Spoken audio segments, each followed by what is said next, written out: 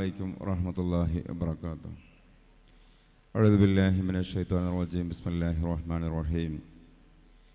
نحمد الله ونستعين ونصلي على حبيبه المصطفى وآله وأصحابه الشرفاء. أما بعد. വളരെ സമാദരണീയരായ ഇതിന് അധ്യക്ഷത വഹിച്ചുകൊണ്ടിരിക്കുന്ന SPM തങ്ങൾ അവറുകളെ,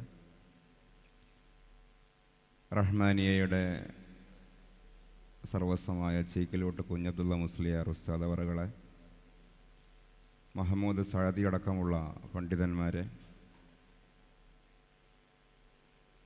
മുറിച്ചാണ്ടി ഇബ്രാഹിം സാഹിബ് അടക്കമുള്ള പൊതുപ്രവർത്തകരെ, വളരെ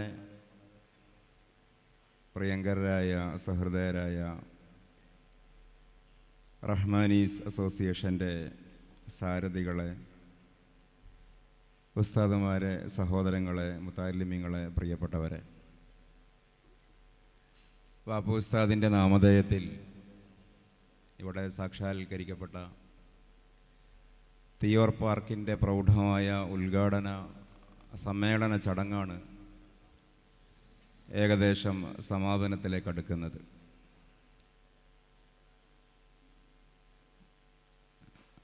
റഹ്മാനിയ എന്ന സ്ഥാപനത്തിൻ്റെ നാമധേയം തന്നെ മറ്റു പല സ്ഥാപനങ്ങളെ സംബന്ധിച്ചിടത്തോളവും നോക്കിയാൽ വ്യത്യസ്തമാണ്. റഹ്മാനി എന്ന ബിരുദനാമത്തിൽ തന്നെയുണ്ട് അള്ളാഹുവിൻ്റെ സിഫത്തുമായിട്ട് നേരിട്ടൊരു ബന്ധം. അള്ളാഹുവിൻ്റെ റഹ്മത്ത് കരഗതമാക്കിയവർ എന്ന അർത്ഥത്തിലായിരിക്കാം അന്നിതിന് നാമകരണം ചെയ്ത മഹത്തുക്കൾ റഹ്മാനിലേക്ക് ചേർത്തുകൊണ്ട് റഹ്മാനി എന്ന് വിളിച്ചിട്ടുണ്ടാവുക എന്നാണ് ഞാൻ വിചാരിക്കുന്നത്. അങ്ങനെയൊരു സ്ഥാപനത്തിൽ തന്നെ ആകണം റഹ്മാനായ അള്ളാഹുവിൻ്റെ പേരിൽ പടുത്തുയർത്തപ്പെടുന്ന ഒരു സൗധം അറിയപ്പെട്ടിടത്തോളം ഇദംപ്രഥമമായി കേരളത്തിൽ ഉയർന്നു വരേണ്ടത് എന്നുള്ളതും ഒരു നിയോഗമായി മനസ്സിലാക്കുകയാണ്. ബാപ്പു ഉസ്താദ് അടക്കമുള്ള വഫാത്തായി പോയ മഹാരഥന്മാർക്ക് അല്ലാഹു മഗ്ഫിറത്തും മർഹമത്തും പ്രദാനം ചെയ്യുമാറാകട്ടെ. നേരത്തെ ഇവിടെ സൂചിപ്പിക്കപ്പെട്ടതുപോലെ പൊതുവെ സാധാരണക്കാരെ സംബന്ധിച്ചിടത്തോളം, സാധാരണക്കാരൊക്കെ ഇവിടെ പങ്കെടുത്തതിൽ നല്ലൊരു ശതമാനവും അവരുടെ തിരക്ക് കൊണ്ട് പിരിഞ്ഞു പോയെങ്കിലും അപരിചിതമായൊരു പദമായിരിക്കും തിയോ പാർക്ക് എന്നുള്ളത്. പക്ഷെ നമ്മുടെ നിത്യജീവിതവുമായി വളരെ അഗാധമായ ബന്ധമുള്ള ഒരു വാക്ക് തന്നെയാണത്. തിയോളജി എന്ന് പറഞ്ഞാൽ വിശ്വാസശാസ്ത്രം, ദൈവശാസ്ത്രം എന്നാണ് അതിൻ്റെ വാക്കർത്ഥം. നാം ഇൽമുൽ അഖീദ, ഇൽമുൽ കലാം എന്നൊക്കെ പറയുന്നതിൻ്റെ ഒരു അക്കാദമികമായ പദമാണ് തിയോളജി. തിയോസ് എന്നായിരുന്നു പഴയകാലത്തെ ഏറ്റവും വലിയ തത്വചിന്തയുടെ കേന്ദ്രമായ ഗ്രീക്ക് സംസ്കാരത്തിലെ പ്രധാന ദൈവത്തിൻ്റെ പേര്. സർവേശ്വരൻ എന്ന് ഇവിടെയുള്ള ഹൈന്ദവ സഹോദരങ്ങൾ പറയുന്ന ആ സങ്കല്പത്തിൽ യവന ജനത വിശ്വസിച്ചിരുന്ന ദൈവത്തിൻ്റെ പേരാണ് തിയോസ്. ലോഗോസ് എന്ന് പറഞ്ഞാൽ ഗ്രീക്ക് ഭാഷയിൽ പഠനമെന്നാണ്. ദൈവത്തെ സംബന്ധിക്കുന്ന പഠനം എന്നേ ആ വാക്കിന് അർത്ഥമുള്ളൂ. അല്ലെങ്കിൽ അത്രയും വലിയൊരു ആശയമാണ് ആ വാക്ക് മുന്നോട്ട് വെക്കുന്നത്. കളിച്ച് ഉസ്താദുമാർ പാർക്കും കെട്ടി എന്ന് വിചാരിക്കാനും തിയോ പാർക്ക് എന്ന വാക്കിന് ആശയമുണ്ടാകും. പക്ഷേ അങ്ങനെയല്ല അതിൻ്റെ വാസ്തവം. വിനോദങ്ങളും ഉല്ലാസങ്ങളും ആശയപരമായി നേടാനും കൈമാറാനും സാധിക്കുന്ന അക്ഷരങ്ങളുടെയും ആശയങ്ങളുടെയും പാർക്കാണ് തിയോ പാർക്ക്. സ്വർഗത്തെ സംബന്ധിച്ചും വിശുദ്ധ ഖുർആൻ പാർക്ക് എന്ന ഒരാശയം തന്നെയാണ് മുന്നോട്ട് വെക്കുന്നത്. ജസാഉഹും ഇൻദ റബ്ബിഹിം ജന്നാത്തു അദ്നിൻ തജ്രി മിൻ തഹ്തിഹൽ അൻഹാർ ഖാലിദീന ഫീഹാ റളിയല്ലാഹു അൻഹും വറളു അൻ ദാലിക ലിമൻ ഖശിയ റബ്ബ. അല്ലാഹുവിൻ്റെ അരികിൽ അവർക്കുള്ള പ്രതിഫലം ജന്നാത്തു അദിനിൻ, അദിൻ എന്ന് പറയുന്ന അദിൻ പാർക്കാണ്. അടിഭാഗത്തിലൂടെ അരുവികൾ ഒഴുകുന്ന ആരാമ ഭംഗിയാണ് ഈ അദിൻ പാർക്ക്. അതിലവർക്ക് പൗരത്വമുണ്ട്. ഖാലിദീന ഫിഹാ, ശാശ്വതവാസികളായിരിക്കും അവർ. അഭയാർത്ഥികളോ അതിഥികളായിരിക്കില്ല സ്വർഗത്തിൽ വിശ്വാസികൾ. അവർക്ക് അല്ലാഹു മതി, അല്ലാഹുവിന് അവരും മതി. അല്ലാഹുവിന് വിധേയപ്പെട്ടവർക്കുള്ള പ്രതിഫലം അത്രേ അത് എന്ന് വിശുദ്ധ ഖുർആൻ മുന്നോട്ട് വെക്കുന്ന ആശയത്തിലുമുണ്ടൊരു പാർക്ക്. കാലത്തോട് സംസാരിക്കാനും കാലത്തിൻ്റെ ആവശ്യം പരിഹരിക്കാനും കേവലം താത്വികമായിട്ടുള്ള ആശയപ്രചരണങ്ങൾ നടത്താനുമുള്ള ഒരു കേന്ദ്രം മാത്രമല്ല തിയോ പാർക്ക് എന്ന് പറയുന്നത്. ലോകാടിസ്ഥാനത്തിൽ തന്നെ ഈ ആശയം ഇന്ന് വളരെ സ്വീകാര്യമായി വരികയാണ്. ഞാൻ കാട് കയറി പ്രസംഗിക്കാൻ ആഗ്രഹിക്കുന്നില്ല. കേവലം ഏതെങ്കിലും ഒരു അല്ലെങ്കിൽ ചില്ലറ പ്രതിപക്ഷങ്ങളെ മനസ്സിൽ കണ്ട് അവർക്ക് മറുപടി പറയാൻ വേണ്ടി ഒരുങ്ങി തയ്യാറായി നിൽക്കേണ്ടവരല്ല മുസ്ലിങ്ങൾ. നാം മറുപടി പറയുന്ന മറുപടി ഉൽപാദന കേന്ദ്രങ്ങളോ യന്ത്രങ്ങളോ അല്ല മുസ്ലിം ധൈഷണിക വിഭവ കേന്ദ്രങ്ങൾ. അങ്ങനെ ആവാനും പാടില്ല. സ്വന്തമായി അജണ്ടകളുള്ളവരായിരുന്നു എന്നും മുസ്ലിം ഉലമാക്കൾ. മറ്റുള്ളവരാൽ അജണ്ട തീരുമാനിക്കപ്പെടുക എന്ന് പറയുന്നത് ആശയപരമായ ഒരു ദൈന്യതയാണ്, ഒരു ദാരിദ്ര്യമാണ്. നമുക്ക് സ്വന്തമായി ആശയങ്ങളുണ്ട്, സ്വന്തമായ അജണ്ടകളുണ്ട്. ഇസ്ലാം എന്ന് പറയുന്ന തത്വസംഹിതക്ക് അതിൻ്റെതായ സൗന്ദര്യങ്ങളുണ്ട്. നേരത്തെ ഇവിടെ സ്വാഗത പ്രസംഗം നടത്തിയ റഹ്മാനി ഉസ്താദ് സൂചിപ്പിച്ചു, വിശുദ്ധ പ്രവാചക തിരുമേനി സല്ലല്ലാഹു അലൈഹി വസല്ലമയുടെ ജീവിതത്തിന്റെ പ്രബോധനത്തിന്റെ ആദ്യഘട്ടത്തെ സംബന്ധിച്ച് വിശ്വാസത്തെ രൂഢമൂലമാക്കുവാനും സ്ഥാപിക്കുവാനുമുള്ള ഘട്ടമായിരുന്നു ആ സന്ദർഭം. അവിടെ ഇസ്ലാമിന്റെ പണ്ഡിതന്മാർ അവിടെ ചർച്ച ചെയ്തൊരു വിഷയമുണ്ട്. ഇന്നും ചിലപ്പോൾ നിരീശ്വരവാദികളും ഇസ്ലാം വിമർശകരും ഉന്നയിക്കുന്ന ഒരു സംശയം തന്നെയാണത്. എന്തിനാണ് അള്ളാഹുവിന്റെ പ്രവാചകരെ മക്കയിലേക്ക്, അറേബ്യയിലേക്ക്, ഹിജാസിലേക്ക് നിയോഗിച്ചത്? ഇന്നിവര് പറയാറുള്ളത് അമേരിക്കയിലേക്കോ യൂറോപ്പിലേക്കോ ചൈനയിലേക്കോ എന്നും നിയോഗിക്കാതെ അന്നത്തെ കാട്ടറബ് സമൂഹത്തിന്റെ ഇടയിലേക്ക് എന്തിനായിരുന്നു പ്രവാചകന്റെ നിയോഗമുണ്ടായത്? ധാരാളം പണ്ഡിതന്മാർ ഗൗരവത്തിൽ ആ വിഷയം ചർച്ച ചെയ്തിട്ടുണ്ട്. അള്ളാഹുവിന് എന്തും എവിടെയും എപ്പോഴും ചെയ്യാം. അൺക്വസ്റ്റൻഡ് ആണ്. യഫ്അലുമായ ഷാ. പ്രവാചകനെ ഏത് നാട്ടിലേക്കും അയക്കാം. അള്ളാഹു എന്തുകൊണ്ടൊരു കാര്യം അങ്ങനെ ചെയ്തു ചെയ്തില്ല എന്നുള്ളത് വിശ്വാസശാസ്ത്രപരമായി സംഗതമായ ഒരു ആലോചനയേ അല്ല. അതേസമയം അതിന്റെ ഹിക്മത്തുകൾ പണ്ഡിതന്മാർ പരിശോധിച്ചിട്ടുണ്ട്. അതിൽ പ്രധാനപ്പെട്ട ഒന്ന്, നാഗരിക ഭൂമി കേന്ദ്രത്തിന്റെ മധ്യമാണ് എന്ന് പറഞ്ഞതുപോലെ അന്നത്തെ ലോക സംസ്കാരത്തിന്റെ കേന്ദ്രങ്ങൾ മെസപ്പൊട്ടോമിയ ആയാലും ചൈനീസ് ആയാലും ഇന്ത്യ ആയാലും മായനായാലും ബാബിലോണിയ ആയാലും ഈജിപ്ഷ്യൻ ആയാലും അവർ പരസ്പരം ട്രാൻസ്പാസ് ചെയ്യുന്ന, കണ്ടുമുട്ടാൻ ഇടയുള്ള ഒരു പൊതുവായ ഗമനാഗമനത്തിന്റെ കേന്ദ്രമായിരുന്നു, റൗണ്ട് അബൌട്ടായിരുന്നു ഹിജാസ് എന്നുള്ളതാണ് അതിൻ്റെ ഭൂമിശാസ്ത്രപരമായ ഒരു കാരണം. പക്ഷെ അതിൻ്റെ ആശയപരമായ കാരണമാണ് ഈ കാലഘട്ടത്തിൽ നാം ഗൗരവത്തിൽ ആലോചിക്കേണ്ടത്. അതിൻ്റെ ആശയപരമായ കാരണം, ഹിജാസിന്റെ വെളിയിലായിരുന്ന പ്രവാചകന്റെ നിയോഗമെങ്കിൽ സ്വന്തം അജണ്ട നടപ്പിൽ വരുത്തുവാൻ പ്രവാചകന് സമയം കിട്ടുമായിരുന്നില്ല എന്നുള്ളതാണ്. കാരണം ഹിജാസിന്റെ വെളിയിൽ ഏത് ഭൂപ്രദേശം നോക്കിയാലും, ഒന്ന് ഞാൻ നേരത്തെ സൂചിപ്പിച്ച ഈ ഗ്രീക്ക് സംസ്കാരത്തിന്റെ യവന കേന്ദ്രമാണ്. ഏകദേശം ഇന്നത്തെ തുർക്കി മുതൽ പശ്ചിമ യൂറോപ്പ് മുതൽ പടിഞ്ഞാറോട്ട് പടരുന്ന അന്നത്തെ യവന സംസ്കാരത്തിന്റെ കേന്ദ്രം.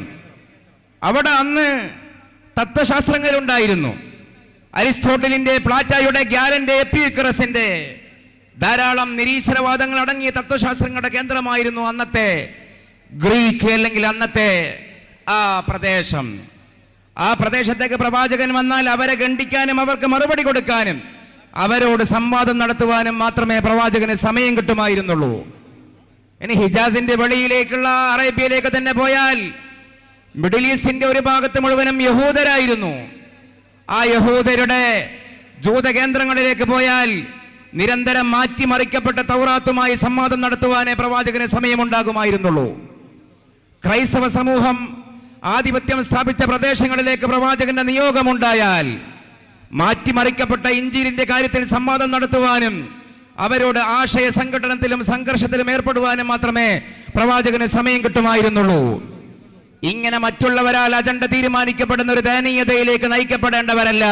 ഖദ് ജാഅക്കും മിനല്ലാഹി നൂറും വകിതാബും മുബീൻ യഹ്ദീ ബിഹില്ലാഹു മൻ ഇത്തബഅ റിദ്വാനഹു സുബുലസ്സലാം വയുഖ്രിജുഹും മിനൽ-ളുലുമാതി ഇലൻ-നൂരി ബിഇദ്നിഹി വയഹ്ദീഹിം ഇലാ സിറാത്തിൻ മുസ്തഖീം.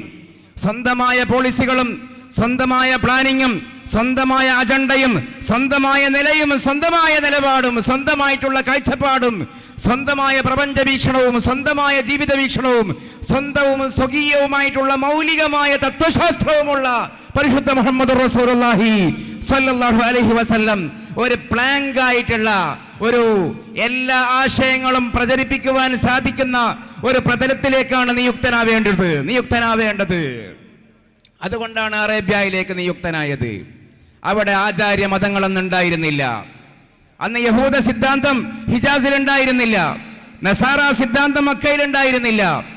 എന്നാലോ അവർ സാഹിത്യത്തിൽ വിൽപ്പന്നരായിരുന്നു, വലിയ ഓർമ്മശക്തിയുള്ളവരായിരുന്നു. ലോകത്തിന്റെ ഏത് ഭാഗത്തേക്കും സഞ്ചാരം നിരന്തരം നടത്തുന്ന, ദേശാടനം നടത്തുന്ന വ്യാപാരികളായിരുന്നു. ഞാൻ ഈ വിഷയം ഇവിടെ ഊന്നി പറയുന്നത്, മറ്റുള്ളവരാൽ അജണ്ട തീരുമാനിക്കപ്പെടുക എന്നുള്ള അവസ്ഥ ഒരിക്കലും അഹ്ലുസുന്നയുടെ ഉലമാഇനെ ഒരു കാലഘട്ടത്തിലും സ്വാധീനിച്ചിട്ടില്ല. അതുകൊണ്ട് തിയോ പാർക്കിന്റെ അജണ്ടകളും തിയോ പാർക്കിന്റെ ഒബ്ജക്റ്റീവുകളും അത് മറ്റുള്ളവർ നിർണയിക്കുന്ന ഒബ്ജക്റ്റീവുകൾ ആകാതെ, അതാണ് ഇവിടെ ആമുഖത്തിൽ സൂചിപ്പിച്ചത്, അതാണ് സയ്യിദുൽ ഉലമ പറഞ്ഞത്, അതാണ് അഹ്ലുസുന്നയുടെ നിലപാടും. നമ്മൾ എന്താണോ ഇസ്ലാമിന്റെ സൗന്ദര്യമാണ് ഈ സമൂഹത്തിന് പരിചയപ്പെടുത്തേണ്ടത്. ഇസ്ലാമിന്റെ സൗന്ദര്യം പരിചയപ്പെടുത്തുമ്പോൾ ബാക്കി മുഴുവനും അതിൽപ്പെട്ടു. എല്ലെങ്കിലും ആലോചിച്ച് നോക്കൂ, ഈ ഒരു വശം ഇവിടെ ഉള്ളപ്പോൾ തന്നെ വിശുദ്ധ ഖുർആൻ മറ്റൊരാശയവും മുന്നോട്ട് വെക്കുന്നുണ്ട്. എന്താണ് ആ ആശയം? ആ ആശയം ഒരു കാലഘട്ടം നേരിടുന്ന പ്രശ്നങ്ങളെ പർവ്വതീകരിച്ച് പറയാതെ അതിന്റെ പരിഹാരം മാത്രം പറയുക എന്നുള്ളതാണ് ഉലമാഇന്റെ രീതി. പ്രശ്നങ്ങൾ പർവ്വതീകരിച്ച് പറഞ്ഞ് പ്രസംഗിക്കുക എന്നുള്ളത് രാഷ്ട്രീയക്കാരുടെ സമീപനമാണ്. അത് രാഷ്ട്രീയത്തിന്റെ ഒരു പോരായ്മയല്ല, അതിനാണ് രാഷ്ട്രീയം. പക്ഷമുണ്ടാകണം, ഭരണപക്ഷമുണ്ടാകണം, പ്രതിപക്ഷമുണ്ടാകണം. പ്രതിപക്ഷം ഭരണപക്ഷത്തിന്റെ കുഴപ്പങ്ങൾ പറയണം. അത് രാഷ്ട്രീയത്തിന്റെ സ്വഭാവമാണ്. ആ സ്വഭാവമില്ലെങ്കിൽ ഡെമോക്രസി ഇല്ലാതാകും.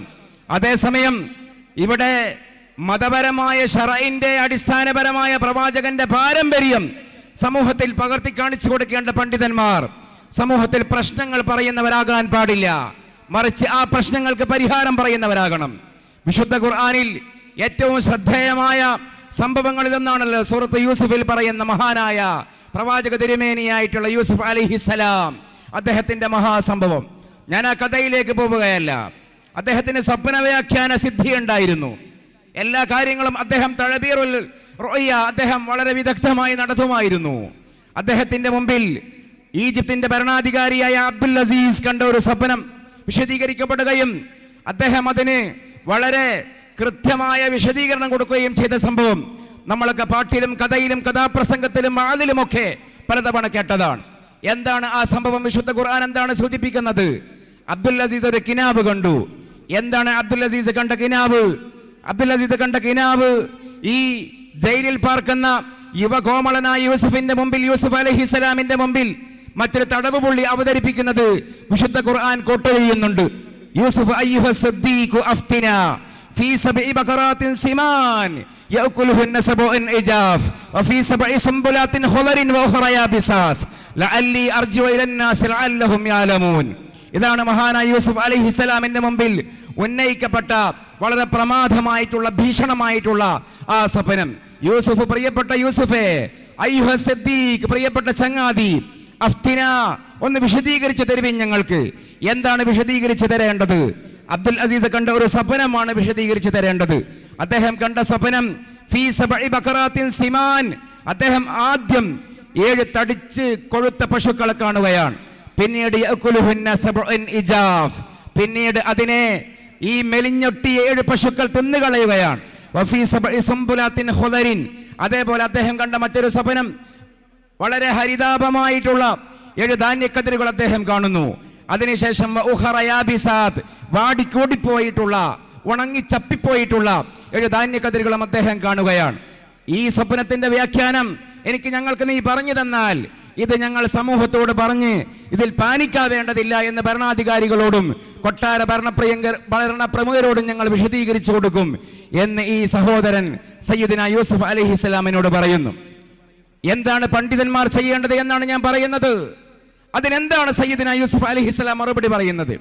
ഇങ്ങനെ ഒരു വിഷയം ഇവിടെയുള്ള ഏതെങ്കിലും രാഷ്ട്രീയക്കാരന് മുമ്പിലെത്തിയാൽ എന്താണ് അവരുടെ ഒരു മനഹജ്?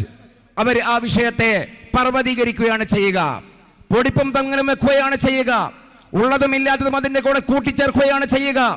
അതേസമയം ഉലമാ ചെയ്യേണ്ട വഴി അതല്ല.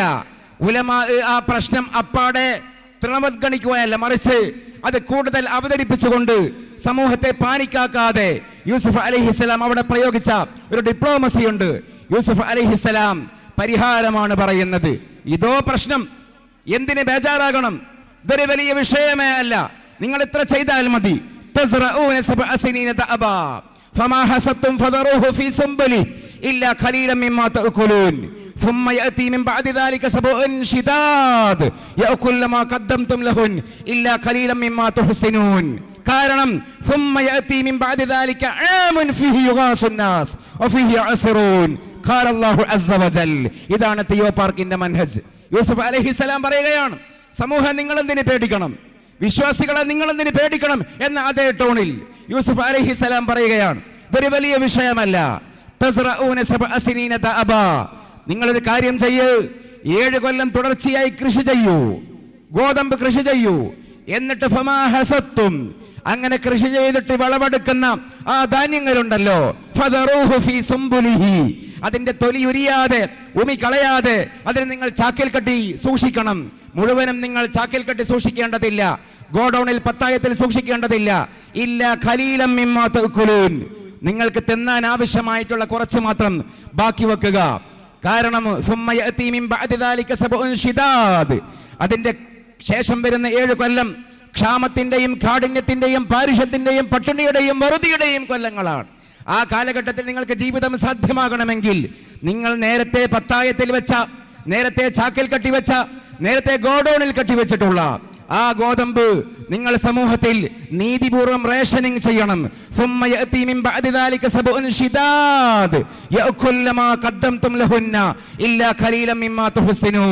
അത് നിങ്ങൾ റേഷനിങ് ചെയ്തിട്ട് മുഴുവനും നിങ്ങൾ ഇങ്ങനെ വിതരണം ചെയ്തിട്ട് തിന്ന് തുലച്ചു കളയരുത്. അതിൽ കുറച്ച് നിങ്ങൾ വിത്താക്കാൻ വേണ്ടി വീണ്ടും നിങ്ങൾ ചാക്കിൽ കെട്ടിവെക്കണം. ഇല്ല ഖലീലൻ മിമ്മാ തുഹ്സിനൂൻ, നിങ്ങൾ സൂക്ഷിക്കുന്ന സ്വല്പം അവിടെ ബാക്കി വെക്കണം. എന്തുകൊണ്ടെന്നാൽ സുമ്മ യഅതി മിൻ ബഅദി ദാലിക ആമുൻ ഫീഹി യുഗാസു സുമ്മ യഅതി മിൻ ബഅദി ദാലിക ആമുൻ യുഗാസു ഫീഹി الناس വഫീഹി യഅസിറൂൻ. നമ്മളെ ഭാഷയിൽ പറഞ്ഞാൽ അതിന്റെ പിറ്റേ കൊല്ലം വരുന്ന കർക്കടകത്തിലും അടവത്തിലും നല്ല മഴ കിട്ടും. ഞാറ്റുവേല അടവപ്പാതിയിൽ നല്ല മഴ കിട്ടും. ആ മഴ കിട്ടുന്ന കാലാവസ്ഥയിൽ നമുക്ക് മനോഹരമായി കൃഷി ചെയ്യാമല്ലോ. അതായത് ആസൂത്രണം ചെയ്ത് 7 കൊല്ലം കൊണ്ട് ഈ വിഷയത്തെ അവധാനതയോടെ, കത്തിക്കാതെ, സംയമനത്തോടെ കൈകാര്യം ചെയ്താൽ ഇങ്ങനെ ഒരു വിഷയമേ ഈ നാട്ടിൽ ഇല്ലാതിരുന്നു എന്നതുപോലെ നമുക്ക് മറികടക്കാൻ കഴിയും. അതാണ് ഉലമാഇന്റെ വഴി. അല്ലാതെ ആലോചിച്ച് നോക്കൂ, നിരീശ്വരവാദികൾ നാട് മുഴുവനും നിറഞ്ഞിരിക്കുന്നു, യുക്തിവാദികൾ നാട് മുഴുവനും നിറഞ്ഞിരിക്കുന്നു, സ്വതന്ത്രചിന്തകൾ നാട് മുഴുവനും നിറഞ്ഞിരിക്കുന്നു. മുസ്ലിം ചെറുപ്പക്കാരുടെയും ചെറുപ്പക്കാരികളുടെയും വിശ്വാസം അപഹരിച്ചു കൊണ്ടുപോകുന്നു എന്ന് കണ്ണീരോടെ കഥനം പറയുകയും പരിവേദനങ്ങൾ പറയുകയും പരാതി പറയുകയും ചെയ്യുക എന്നുള്ളത് ഉലമാഇന്റെ വഴിയേ അല്ല. അങ്ങനെ ഒരു യുക്തിവാദികൾ ഇവിടെ നിറഞ്ഞു കിടക്കുന്നില്ല. അങ്ങനെ കൊള്ളാവുന്ന നിരീശ്വരവാദികൾ കേരളത്തിൽ നിലവിൽ ജീവനോടെ ഇല്ല. അങ്ങനെ കൊള്ളാവുന്ന സ്വതന്ത്രചിന്തകന്മാർ ഇവിടെ കേരളത്തിൽ ഇന്ന് ജീവിച്ചിരിക്കുന്നില്ല എന്നുള്ളതാണ് പരമാർത്ഥം. ഞാൻ കേവലം ഭംഗി വാക്ക് പറയുകയല്ല. ആയിരക്കണക്കിന് കൊല്ലം മുമ്പ്, നൂറ്റാണ്ടുകൾക്ക് മുമ്പ് മുസ്ലിം ലോകത്തോട് സംവദിക്കുകയും മുസ്ലിം ലോകത്തോട് സംഘർഷപ്പെടുകയും മുസ്ലിം ലോകത്തോട് സംഘടനകളിൽ ഏർപ്പെടുകയും ചെയ്തിട്ടുള്ള വളരെ പ്രഗത്ഭരായിട്ടുള്ള നിരീശ്വരവാദികൾ ഉണ്ടായിരുന്നു, പ്രഗത്ഭരായിട്ടുള്ള പ്രകൃതിവാദികൾ ഉണ്ടായിരുന്നു. ഞാൻ നേരത്തെ എണ്ണി. എപ്പിക്രസ് ഉണ്ടായിരുന്നു, ഗാലൻ ഉണ്ടായിരുന്നു, കണാദൻ ഉണ്ടായിരുന്നു, ഒരുപാട് മഹർഷിമാരുണ്ടായിരുന്നു. ഇവിടെ ഇന്ത്യയിൽ ചാർവാകൻ ഉണ്ടായിരുന്നു, തിരുക്കുറൾ ഉണ്ടായിരുന്നു, തിരുവള്ളുവർ ഉണ്ടായിരുന്നു, അരിസ്റ്റോട്ടിൽ ഉണ്ടായിരുന്നു, പ്ലാറ്റോയുണ്ടായിരുന്നു. പഴയ കാലത്തേക്കൊന്നും പോകണ്ട. 50-70 കൊല്ലം മുമ്പ്, ഞാനിവിടെ പേരുകൾ പരാമർശിക്കാൻ ആഗ്രഹിക്കുന്നില്ല, ധാരാളം കൊള്ളാവുന്ന യുഗതിവാദികളും നിരീശ്വരവാദികളും കേരളത്തിലുണ്ടായിരുന്നു. ഒറ്റ കാര്യം നമ്മൾ ആലോചിക്കണം, ഒരു കാര്യം നമ്മൾ ഗൗരവത്തിൽ ചിന്തിക്കണം. ഫിലോസഫിയുടെയും സയൻസിന്റെയും അടിസ്ഥാനപരമായ മീമാംസകൾ, അടിസ്ഥാനപരമായിട്ടുള്ള തത്വങ്ങൾ മുൻനിർത്തിക്കൊണ്ട് ഇസ്ലാമും നിരീശ്വരവാദവും എന്ന വിഷയത്തിൽ സംസാരിക്കാൻ പറ്റിയ ഒരു നിരീശ്വരവാദിയെ നിങ്ങൾക്ക് മഷിയിട്ടാൽ പോലും ഇവിടെ കിട്ടില്ല എന്നുള്ളതാണ് പരമാർത്ഥം. ഒരു യുക്തിവാദിയെയും നിങ്ങൾക്ക് കിട്ടില്ല, നമുക്ക് കിട്ടില്ല. കാരണം ആശയപരമായി, ആദർശപരമായി എന്താണ് നിരീശ്വരത്വം, എന്താണ് നാസ്തികത, എന്താണ് യുക്തിവാദം, എന്താണ് ആശയവാദം, എന്താണ് അനുഭവവാദം, ഇതൊന്നും അറിയുന്നവരല്ല ഈ കാലഘട്ടത്തിലെ നിരീശ്വരവാദികൾ. അവർക്കാകെയിൽ അറിയുന്നത് ഇസ്ലാം വിമർശം മാത്രമാണ്. അവർക്കാകെയിൽ അറിയുന്നത് സ്വന്തം ആശയം എന്താണെന്ന് പോലും അറിയാതെ ഖുർആൻ വിമർശനമാണ്. ഇങ്ങനെയുള്ള കേവലം വളരെ വളരെ വളരെ ലോലമായ, വളരെ നിസാരമായ, വളരെ ദുർബലമായിട്ടുള്ള നിഴൽ അല്ലെങ്കിൽ ഇങ്ങനെയുള്ള ഓലപ്പാമ്പുകളെ കണ്ടുകൊണ്ട് ഐഡിയോളജിയും പദ്ധതിയും ആവിഷ്കരിക്കേണ്ടവരല്ല നാം. ഞാൻ ഇതിന്റെ ഒരു പ്രസക്തി ഒട്ടും ചെറുതാക്കുകയല്ല. അതേസമയം അതിന്റെ മീതയാണ് തിയോളജി, അതേസമയം അതിന്റെ മീതയാണ് നമ്മുടെ ലോകമുള്ളത്. അതുകൊണ്ടാണ് ഞാൻ ഇതിന്റെ ഒരു അന്താരാഷ്ട്ര പതിപ്പുകളെ കൂടി നമ്മൾ ആലോചിക്കേണ്ടത് എന്ന് പറയാൻ കാരണം, ലോകത്തിന് ഏറ്റവും കൂടുതൽ സജീവമായി ചർച്ച ചെയ്യപ്പെട്ടുകൊണ്ടിരിക്കുന്ന 2 പദമുണ്ട്. ഒരു പദം ഗ്രീൻ തിയോളജി എന്ന് പറയുന്ന ഒരു വാക്കാണ്, മറ്റൊരു വാക്ക് എക്കോ സ്പിരിച്വാലിറ്റി എന്ന് പറയുന്ന ഒരു വാക്കാണ്. എന്താണ് ഗ്രീൻ തിയോളജി? പരിശുദ്ധ ഇസ്ലാമിന്റെയും പരിശുദ്ധ പ്രവാചകന്റെയും പരിശുദ്ധ റബ്ബിന്റെയും തത്വശാസ്ത്രങ്ങൾ. ആ തത്വശാസ്ത്രം എന്ന് പറയുന്നത് ഏതെങ്കിലും പരിശുദ്ധ ഇസ്ലാമിന്റെയും ഇസ്ലാം അല്ലാത്ത മതങ്ങളുടെയും ഏറ്റവും പ്രധാനപ്പെട്ട ഒരു വ്യത്യാസം എവിടെയാണ് കിടക്കുന്നത് എന്ന് ചോദിച്ചാൽ, ഇസ്ലാം എന്ന് പറയുന്നത് ജീവിതഗന്ധിയായ ഒരു മതമാണ്. കേവലം കടലാസിലെ തത്വങ്ങളല്ല ഇസ്ലാം, ചോദ്യോത്തര പരിപാടിയല്ല ഇസ്ലാം. ഇസ്ലാം എന്ന് പറയുന്നത് ഒരു ലൈഫ് മിഷനറിയാണ്. ഇസ്ലാം എന്ന് പറയുന്നത് ഒരു പ്രപഞ്ച വീക്ഷണമാണ്. ഇസ്ലാം എന്ന് പറയുന്നത് ദൈനംദിന ജീവിതത്തിലെ, നിത്യജീവിതത്തിലെ ഉറക്കം മുതൽ ഉറക്കം വരെ നീണ്ടുകിടക്കുന്ന, ജനമൃതികളെ വ്യാപരിച്ച് കിടക്കുന്ന, ജനനമാണെങ്കിലും വിവാഹമാണെങ്കിലും മരണമാണെങ്കിലും ജീവിതത്തിന്റെ ആദ്യ മധ്യാന്തങ്ങളെ മുഴുവനും ചൂഴ്ന്നു നിൽക്കുന്ന സൂക്ഷ്മമായിട്ടുള്ളൊരു ദർശനമാണ് പരിശുദ്ധ ഇസ്ലാം. ആ പരിശുദ്ധ ഇസ്ലാമിൽ വ്യാപാരമുണ്ട്, ആ പരിശുദ്ധ ഇസ്ലാമിൽ കൃഷിവേലയുണ്ട്, ആ പരിശുദ്ധ ഇസ്ലാമിൽ അധ്യാപനമുണ്ട്, ആ പരിശുദ്ധ ഇസ്ലാമിൽ രാഷ്ട്രീയമുണ്ട്, ആ പരിശുദ്ധ ഇസ്ലാമിൽ ജീവകാരുണ്യ പ്രവർത്തനമുണ്ട്.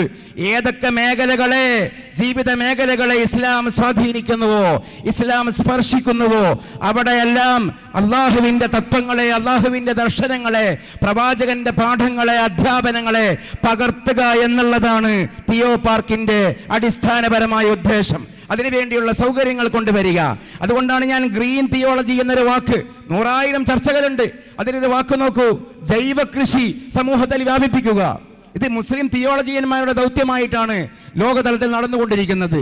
ജൈവ കൃഷി വ്യാപിപ്പിക്കുക, രാസവളങ്ങളിടാത്ത, ആളുകളെ മാരക രോഗികളാക്കാത്ത, ക്യാൻസർ രോഗം പ്രചരിപ്പിക്കാത്ത, നമ്മുടെ നാട്ടിൽ കോഴിപ്പീടികകൾ പൊങ്ങുന്ന പോലെയാണ് ഡയാലിസിന്റെ കേന്ദ്രങ്ങൾ പൊങ്ങി വരുന്നത്. ക്യാൻസറിന്റെ കേന്ദ്രങ്ങൾ പൊങ്ങി വരുന്നത് അനാദി കടകൾ പൊങ്ങി വരുന്ന പോലെയാണ്. കഴിക്കുന്ന ഭക്ഷണങ്ങളിൽ മുഴുവനും മായമാണ്, കെമിക്കൽ ഫുഡ്സാണ്. ഇങ്ങനെയുള്ള കെമിക്കൽ ഭക്ഷണ രീതികളിൽ നിന്ന്, ജീവിതശൈലി രോഗങ്ങളിൽ നിന്ന്, ഡയബറ്റിക് പ്രോബ്ലംസിൽ നിന്ന് സമൂഹത്തെ രക്ഷിക്കുന്ന വിധം ലോങ് ടേം പദ്ധതി നടപ്പിൽ വരുത്തിക്കൊണ്ട് പൂർണ്ണമായും ജന്യനായ, ജൈവികമായ, മൗലികമായ, പ്രകൃതിദത്തമായിട്ടുള്ള കൃഷിവിളകൾ നൽകുക എന്നുള്ളത് പോലും ഈ പദ്ധതിയുടെ ചുവട്ടിൽ വരും. ഒരിക്കലും രാസവളം പ്രയോഗിക്കപ്പെടാത്ത നേന്ത്രവാഴയുടെ കന്നുകൾ വിതരണം ചെയ്യുക എന്നുള്ളത്, സങ്കര ഇനം വിത്തുകൾ വിതരണം ചെയ്തുകൊണ്ട് തേങ്ങയുടെ അതിൻ്റെ മൗലികത നഷ്ടപ്പെടുത്തിയിട്ട്, നാളികേരത്തിന്റെ വിശുദ്ധി നഷ്ടപ്പെടുത്തിയിട്ട്, അതിനെ കളങ്കപ്പെടുത്താതെ മലയാള തനിമയുള്ള നാളികേരത്തിന്റെ തൈകൾ വിതരണം ചെയ്യുക എന്നുള്ളത് ഇതിന്റെ പദ്ധതിയിൽ വരുന്നതാണ്. ഞാൻ കാട് കയറി സംസാരിക്കുകയല്ല, ഇതാണ് ഗ്രീൻ തിയോളജി. ജനങ്ങളുമായിട്ട്, സമൂഹത്തിന് ബന്ധപ്പെടുന്ന ജീവിതഗന്ധിയായിട്ടുള്ള ആശയങ്ങൾ. ഒരു തലം മാത്രം സൂചിപ്പിച്ചു എന്ന് മാത്രം. സ്പിരിച്വാലിറ്റിയെ സംബന്ധിച്ച് മനുഷ്യനെ ഏകോപിപ്പിക്കുന്ന തത്വശാസ്ത്രങ്ങൾ നമ്മുടെ നാട്ടിൽ വ്യാപകമാകേണ്ടതുണ്ട്. ആ തത്വശാസ്ത്രം ഈ തിയോളജിയുടെ പരിധിയിൽ വരുന്നതാണ്. നാട് കാടാൻ ഇറങ്ങുക എന്നുള്ളത്. പുതിയ കാലത്ത് ആളുകൾ മുഴുവനും ടൂർ പോവുകയാണ്, തലങ്ങും മലങ്ങും പോവുകയാണ്. എന്താണ് കാണേണ്ടത് എന്നറിയാതെ, നേരത്തെ തങ്ങൾ ഉസ്താദ് സൂചിപ്പിച്ചതുപോലെ കാണാൻ പറ്റുന്നത് കാണാതിരിക്കേണ്ടത് കാണുകയും ചെയ്യുന്ന സ്ഥിതിയുണ്ട്. പോകേണ്ടിടങ്ങളിൽ പോകാതിരിക്കുകയും പോവാൻ പാടില്ലാത്തിടങ്ങളിൽ നിത്യസന്ദർശകരാകുകയും ചെയ്യുന്ന സ്ഥിതിയുണ്ട്. നോ പറയേണ്ടതിനോട് യെസ് പറയുകയും യെസ് പറയേണ്ടതിനോട് നോ പറയുകയും ചെയ്യുന്ന അട്ടിമറിഞ്ഞ ദുസ്ഥിതിയുണ്ട്. പല നാടുകളിലും ഇപ്പൊ കാണാം പുതിയൊരു പ്രവണത. 70-80 വയസ്സായ ഉപ്പാപ്പമാരെ, വൃദ്ധന്മാരെ, കാരണവന്മാരെ ഒരു ടീമായും, വൃദ്ധകളെയും ഉമ്മാമ്മമാരെയും കാരണോത്തിമാരെയും വേറെ ടീമായും ഭൂമി കാണാൻ കൊണ്ടുപോവുക, നാട് കാണാൻ കൊണ്ടുപോവുക, പ്രകൃതി കാണാൻ കൊണ്ടുപോവുക, അടയാളങ്ങളിൽ നിന്ന് അടിസ്ഥാനം പഠിപ്പിക്കാൻ പറ്റുന്ന വിധത്തിൽ ഇതൊക്കെ കാണുന്നത്, ഇതൊക്കെ ആസ്വദിക്കുന്നത്, ഇതൊക്കെ അനുഭവിക്കുന്നത് കേവലം ഈ അടയാളങ്ങളിൽ മാത്രം അഭിരമിച്ചുകൊണ്ട് തിരിച്ചു പോകാൻ വേണ്ടിയുള്ളതല്ല. മറിച്ച് ഈ ശില്പങ്ങളിൽ നിന്ന് ശില്പിയെ കണ്ടെത്തണം. നിങ്ങൾ ഈ അടയാളങ്ങളിൽ നിന്ന് അടിസ്ഥാനത്തെ കണ്ടെത്തണം. ഇതൊക്കെ പണിതൊരുക്കിയത് അല്ലാഹുവാണ്, അവന്റെ ആല ആണ്, അവന്റെ ആയാത്തുകളാണ്. ഇങ്ങനെ പറയുന്ന നാം കാണുന്ന കാഴ്ചകളിൽ നിന്ന്, കേൾക്കുന്ന ശബ്ദങ്ങളിൽ നിന്ന്, അനുഭവിക്കുന്ന ആസ്വാദനങ്ങളിൽ നിന്ന്, മണക്കുന്ന സുഗന്ധങ്ങളിൽ നിന്ന് അതിന്റെ ഉറവിടമായ അല്ലാഹുവിലേക്ക് ആലോചനകളെ എത്തിക്കുക എന്നുള്ളത് ഞാൻ ഉദാഹരിക്കുകയാണ്. എക്കോ സ്പിരിച്വാലിറ്റിയിൽപ്പെട്ട ഒരു ചെറിയൊരു ടാസ്ക് ആണ്. ഇങ്ങനെ എത്രയോ പദ്ധതികൾ, തെറ്റിദ്ധാരണകളിൽ നിന്ന് ഇസ്ലാമിനെ മുക്തമാക്കുക എന്നുള്ളത് അതിന്റെ ചെറിയൊരു ഭാഗമാണ്. അതിനേക്കാൾ പ്രധാനപ്പെട്ട ഭാഗം ഇസ്ലാമിക തത്വശാസ്ത്രത്തോട്, ഇസ്ലാമിക വിശ്വാസശാസ്ത്രത്തോട്, സമൂഹത്തിന്റെ, മനുഷ്യരുടെ, നമ്മുടെ, എൻ്റെ, നിന്റെ, നമ്മുടെ, നിങ്ങളുടെ ആളുകളുടെ നിത്യജീവിതത്തെ കണക്ട് ചെയ്തുകൊണ്ട്, റിലേറ്റ് ചെയ്തുകൊണ്ട് ഒരു തത്വശാസ്ത്രം മുന്നോട്ട് കൊണ്ടുപോവുക എന്നുള്ളതാണ്. അതാണ് എന്നും ഇവിടെയുള്ള സൂഫി ഉലമ നിർവഹിച്ചത്. അതാണ് എന്നും അഹ്ലു സുന്നയുടെ പണ്ഡിതന്മാർ നിർവഹിച്ചത്. അല്ലാതെ നിങ്ങൾ ആലോചിച്ച് നോക്കൂ, ഒരിക്കലും ചോദ്യോത്തരങ്ങൾ നടത്തിക്കൊണ്ട്, സംവാദം നടത്തിക്കൊണ്ട് ലോകത്ത് ഒരു അഹ്ലു സുന്നയുടെ സൂഫിയും ലോകത്ത് ഇസ്ലാമിനെ ഉണ്ടാക്കിയിട്ടില്ല. മുനാദറകൾ നടന്നിട്ടുണ്ട്, സംവാദങ്ങൾ ഉണ്ടായിട്ടുണ്ട്, ഡയലോഗുകൾ ഉണ്ടായിട്ടുണ്ട്. പക്ഷേ അതൊക്കെ വളരെ അനിവാര്യമായ ഘട്ടത്തിൽ ചില ആവശ്യങ്ങൾക്ക് വേണ്ടി നടത്തുന്നു എന്നല്ലാതെ അടിസ്ഥാനപരമായിട്ട് ഇവിടെ ഔലിയാക്കളും ഇവിടെ സൂഫിയാക്കളും ഇസ്ലാമിനെ ഉണ്ടാക്കിയത് ഇങ്ങനെ എക്കോ ഫ്രണ്ട്ലി, എക്കോ സ്പിരിച്വൽ ആയിട്ടുള്ള ഒരു ജീവിതം കാണിച്ചുകൊണ്ടാണ്. ഒറ്റ കാര്യം കൂടി സൂചിപ്പിച്ചുകൊണ്ട് ഞാൻ അവസാനിപ്പിക്കട്ടെ. ഞാൻ ഇവിടെ ഈ വൈകിയ വേളയിൽ സംസാരിക്കുകയാണ്. ഞാൻ ബോധപൂർവമാണ് 10 മിനിറ്റിലേറെ സംസാരിക്കുന്നത്. ഞാൻ 10 മിനിറ്റിലേറെ സംസാരിച്ചു പോയാൽ നിങ്ങൾ എന്താ പറയുക? വേണ്ട, കേരളത്തിൽ അറിയപ്പെട്ട ഒരു ഐക്കൺ, ഒരു എലൈറ്റ് വായിൽ ഏതെങ്കിലും ഒരു അറിയപ്പെട്ട പ്രഭാഷകനെ കൊണ്ടുവന്ന മഹലിലേക്ക് അദ്ദേഹം അരമണിക്കൂർ സംസാരിച്ചിട്ട് അദ്ദേഹം വാഹുദർവാനെയും പറഞ്ഞ് പിരിഞ്ഞുപോയി. എന്തായിരിക്കും സംഘാടകരുടെ മുഖഭാവം? എന്തായിരിക്കും സദസ്സിന്റെ മുഖഭാവം? അറിയണം നാം. നമ്മുടെ തത്വശാസ്ത്രം എത്രത്തോളം അട്ടിമറിക്കപ്പെട്ടു, പരിശുദ്ധ ഇസ്ലാമിന്റെ കാഴ്ചപ്പാട് എവിടെയാണ് മാറ്റിമറിക്കപ്പെട്ടത് എന്നുള്ളത് ഗൗരവത്തിൽ ആലോചിക്കണം നാം. അതിന്റെ തിരുത്തിനാണ് ബാപ്പു ഉസ്താദിന്റെ പേരിൽ ഇങ്ങനെയുള്ള കേന്ദ്രങ്ങൾ ഉയരുന്നത്. ഒരു കാര്യം ഇവിടെ ഉദാഹരിക്കാൻ, ഇതിന്റെ കൂടെ പറയാൻ ആഗ്രഹിക്കുന്നത്, നമ്മുടെ ഖാദിരിയ ത്വരീഖത്തിന്റെ, ഇസ്ലാമിക വിശ്വാസത്തിന്റെ അടിസ്ഥാനപരമായ നമ്മുടെ ധർമ്മപാഠങ്ങളുടെ അങ്ങേ തലക്കൽ നിൽക്കുന്ന പരശതം അയിമ്മത്തിൽപ്പെട്ട മഹാരഥരായ ഗൗസുൽ ആസം മുഹ്യിദ്ദീൻ അബ്ദുൽ ഖാദിർ ജീലാനി ഖദ്ദസല്ലാഹു സിറഹുൽ അസീസ്, അദ്ദേഹം ബഗ്ദാദിയനാണ്, അദ്ദേഹം ഇറാഖിയനാണ്. അദ്ദേഹത്തിന്റെ പ്രഭാഷണത്തിന്റെ സമാഹാരങ്ങൾ കാണാം, ധാരാളം കിതാബുകൾ. പക്ഷേ അദ്ദേഹം നടത്തിയ ഒരുപാട് പ്രസംഗങ്ങളിൽ ഒരു പ്രസംഗം പോലും ഇന്ന് നാം അറബിയിൽ പറഞ്ഞു നോക്കിയാൽ 10 മിനിറ്റിലേറെ വേണ്ട, ഒരു 15 മിനിറ്റിലേറെ നീളുന്ന ഒരു പ്രസംഗവും മുഹ്യിദ്ദീൻ അബ്ദുൽ ഖാദിർ ജീലാനി ഖദ്ദസല്ലാഹു സിറഹുൽ അസീസ് നടത്തിയിട്ടില്ല എന്ന് മാത്രമല്ല, അദ്ദേഹത്തിന്റെ പ്രസംഗത്തിന്റെ മനാഖിബ് നോക്കുമ്പോൾ കാണാം, മിൻ ഖുറാസാന ഇലൽ ഉന്ദുരുസ് എന്ന് പറഞ്ഞാൽ സ്പെയിൻ മുതൽ അഫ്ഗാനിസ്ഥാൻ വരെയുള്ള പ്രദേശങ്ങളിൽ നിന്ന് അദ്ദേഹം ജീവിച്ച നൂറ്റാണ്ടുകൾക്ക് മുമ്പുള്ള കാലഘട്ടത്തിൽ ഇറാഖിലേക്ക് ആളുകൾ സഞ്ചരിച്ചിരുന്നു, കാൽനടയായി സഞ്ചരിച്ചിരുന്നു, കഴുതപ്പുറത്ത് സഞ്ചരിച്ചിരുന്നു, ഒട്ടകപ്പുറത്ത് സഞ്ചരിച്ചിരുന്നു, കുതിരപ്പുറത്ത് സഞ്ചരിച്ചിരുന്നു. എന്തിനു വേണ്ടി? മുഹ്യിദ്ദീൻ ഷെയ്ഖിന്റെ പ്രസംഗങ്ങൾ കേൾക്കാൻ. 10 മിനിറ്റ് പ്രസംഗം കേൾക്കാൻ അഫ്ഗാനിസ്ഥാനിൽ നിന്ന് ഇറാഖിലേക്ക്, 10 മിനിറ്റ് പ്രസംഗം കേൾക്കാൻ സ്പെയിനിൽ നിന്ന്, യൂറോപ്പിൽ നിന്ന്, മിഡിൽ ഈസ്റ്റിന്റെ മധ്യത്തിലുള്ള ഇറാഖിലേക്ക് ആളുകൾ അവർ പോവുകയാണ്. കേവലം 10 മിനിറ്റ്. അത് മാത്രമല്ല അത്ഭുതം, ഇന്ന് ഏതെങ്കിലും ഒരു പ്രഭാഷകന്റെ പ്രസംഗം കേൾക്കാൻ ഒരു നാട്ടിൽ എത്ര വലിയ സെലിബ്രിറ്റി ആണെങ്കിലും, എത്ര വലിയ പ്രമുഖനാണെങ്കിലും ഒരു 5000-ലേറെ വാഹനം തമ്പടിക്കാറുണ്ടോ? 2000 വാഹനങ്ങൾക്ക് പാർക്ക് ചെയ്യാൻ പറ്റിയ സൗകര്യമുള്ള ഏതെങ്കിലും മൈതാനിയുണ്ടോ? പ്രസംഗത്തിന്റെ മൈതാനി ഒരിക്കലുമില്ല.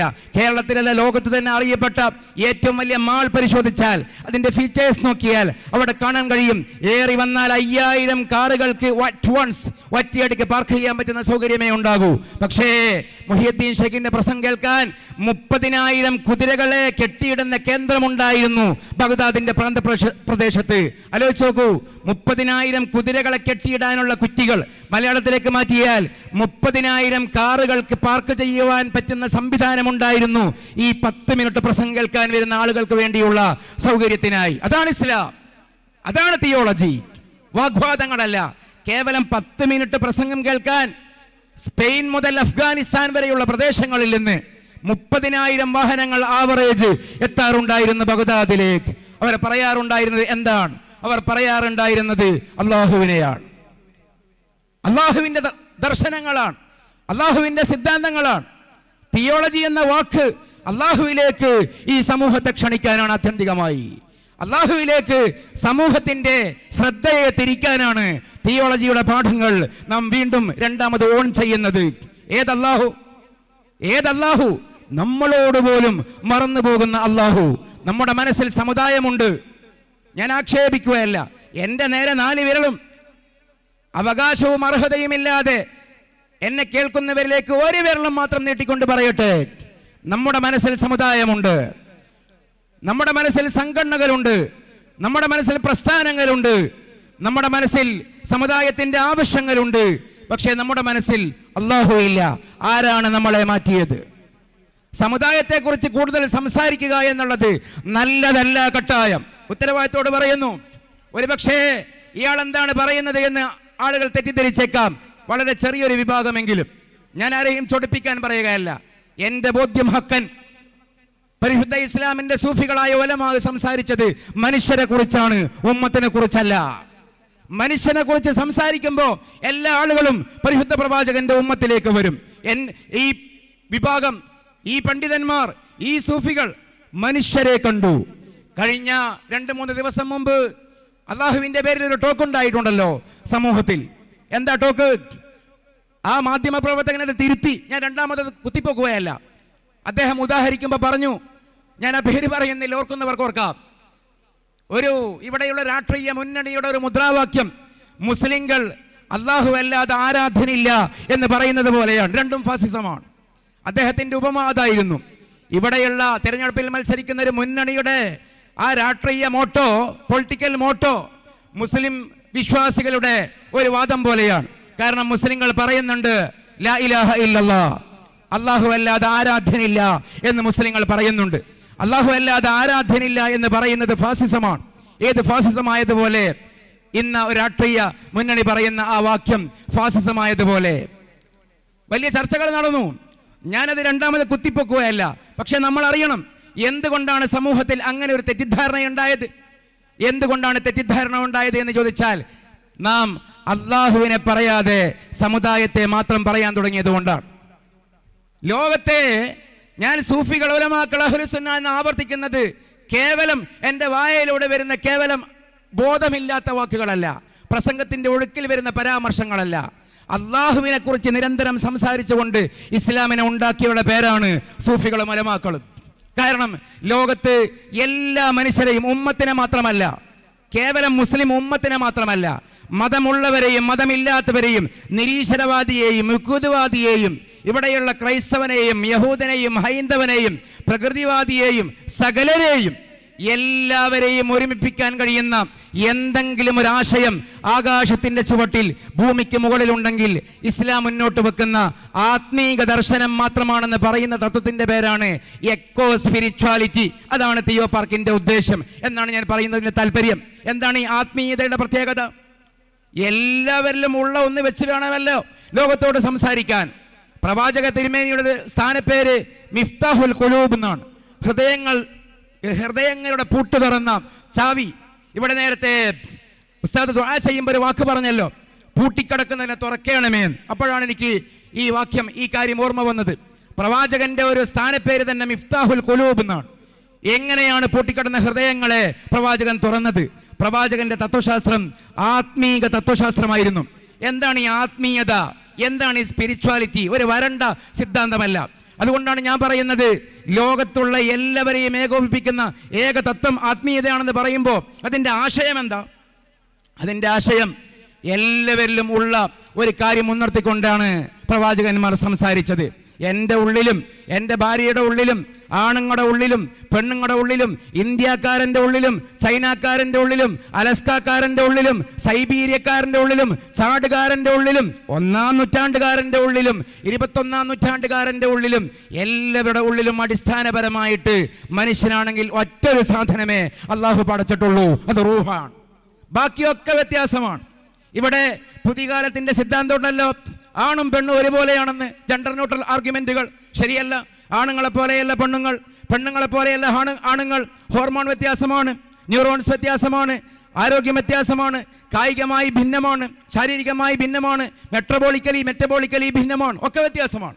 അതേസമയം ആണുങ്ങളെയും പെണ്ണുങ്ങളെയും ഏകോപിപ്പിക്കുന്ന ഒറ്റ ഒരു സാധനമേ ഉള്ളൂ, റൂഹ് എന്ന് പറഞ്ഞാൽ പുരുഷൻ 2 റക്അത്ത് നിസ്കരിച്ചാൽ എന്ത് കൂലി കിട്ടുമോ അതേ പ്രതിഫലം പെണ്ണ് 2 റക്അത്ത് നിസ്കരിച്ചാലും കിട്ടും.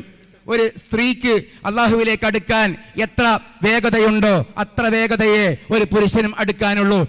ആണും പെണ്ണും ഒരുപോലെയാണ് ഒറ്റൊരു വിഷയത്തിൽ. ആത്മാവുണ്ട്, ആത്മീക ജീവിയാണ് എന്ന ഒറ്റ വിഷയത്തിൽ. ഇവിടെയുള്ള ഹൈന്ദവനും ഇവിടെയുള്ള മുസൽമാനും ഒരു വിഷയത്തിലെ ആശയപരമായി ഒരുപോലുള്ളൂ. ആരെന്ത് ഭംഗിവാക്ക് പറഞ്ഞാലും ഒറ്റ കാര്യത്തിലെ സമാനതയുള്ളൂ. ഇവിടെയുള്ള ഹൈന്ദവന്റെ ഉള്ളിലും മുസൽമാന്റെ ഉള്ളിലും ആത്മാവുണ്ട്.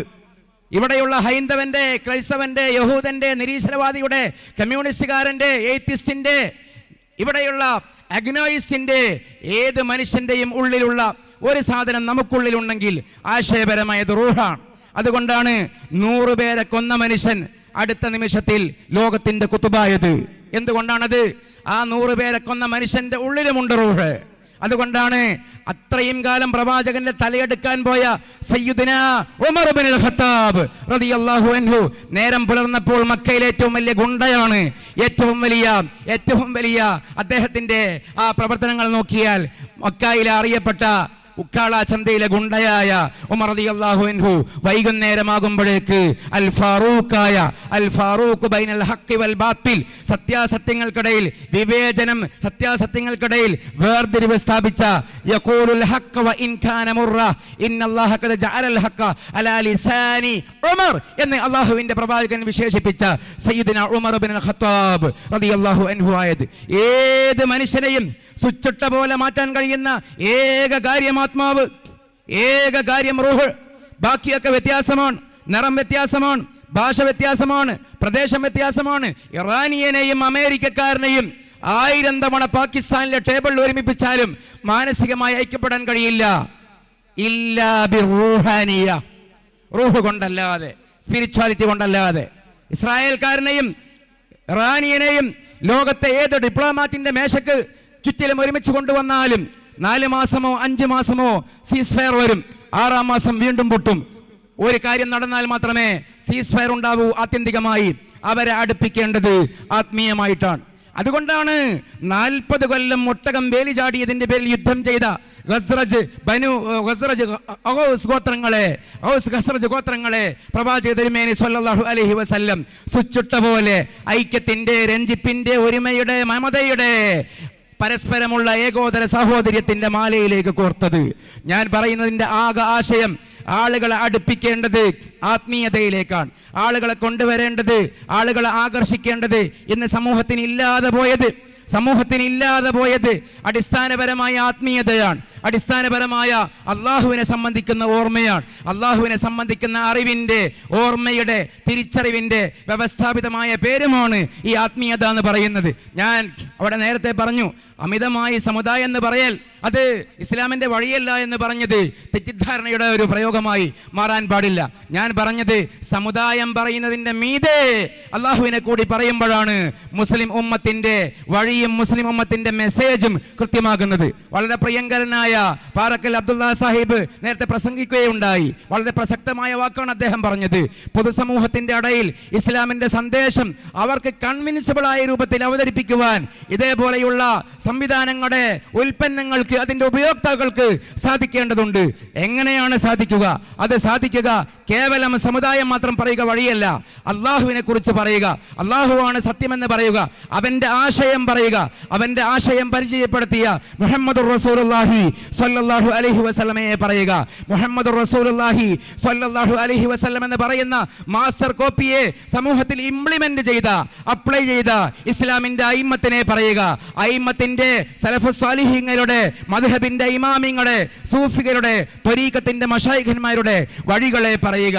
ആ വഴികളെ പറഞ്ഞാൽ ഇവിടെ നേരത്തെ ഞാൻ സൂചിപ്പിച്ചതുപോലെ ഇസ്ലാമിന്റെ തിയോളജിയെ സംബന്ധിക്കുന്ന സംശയമുണ്ടാവുകയില്ല, സംശയത്തിന് പ്രസക്തിയുമില്ല. അന്നന്ന് അറിവ് വർദ്ധിക്കുന്ന തരത്തിൽ ഇവിടെ ഗവേഷണ കേന്ദ്രങ്ങൾക്കുള്ള ധാരാളം സൗകര്യമുണ്ട്.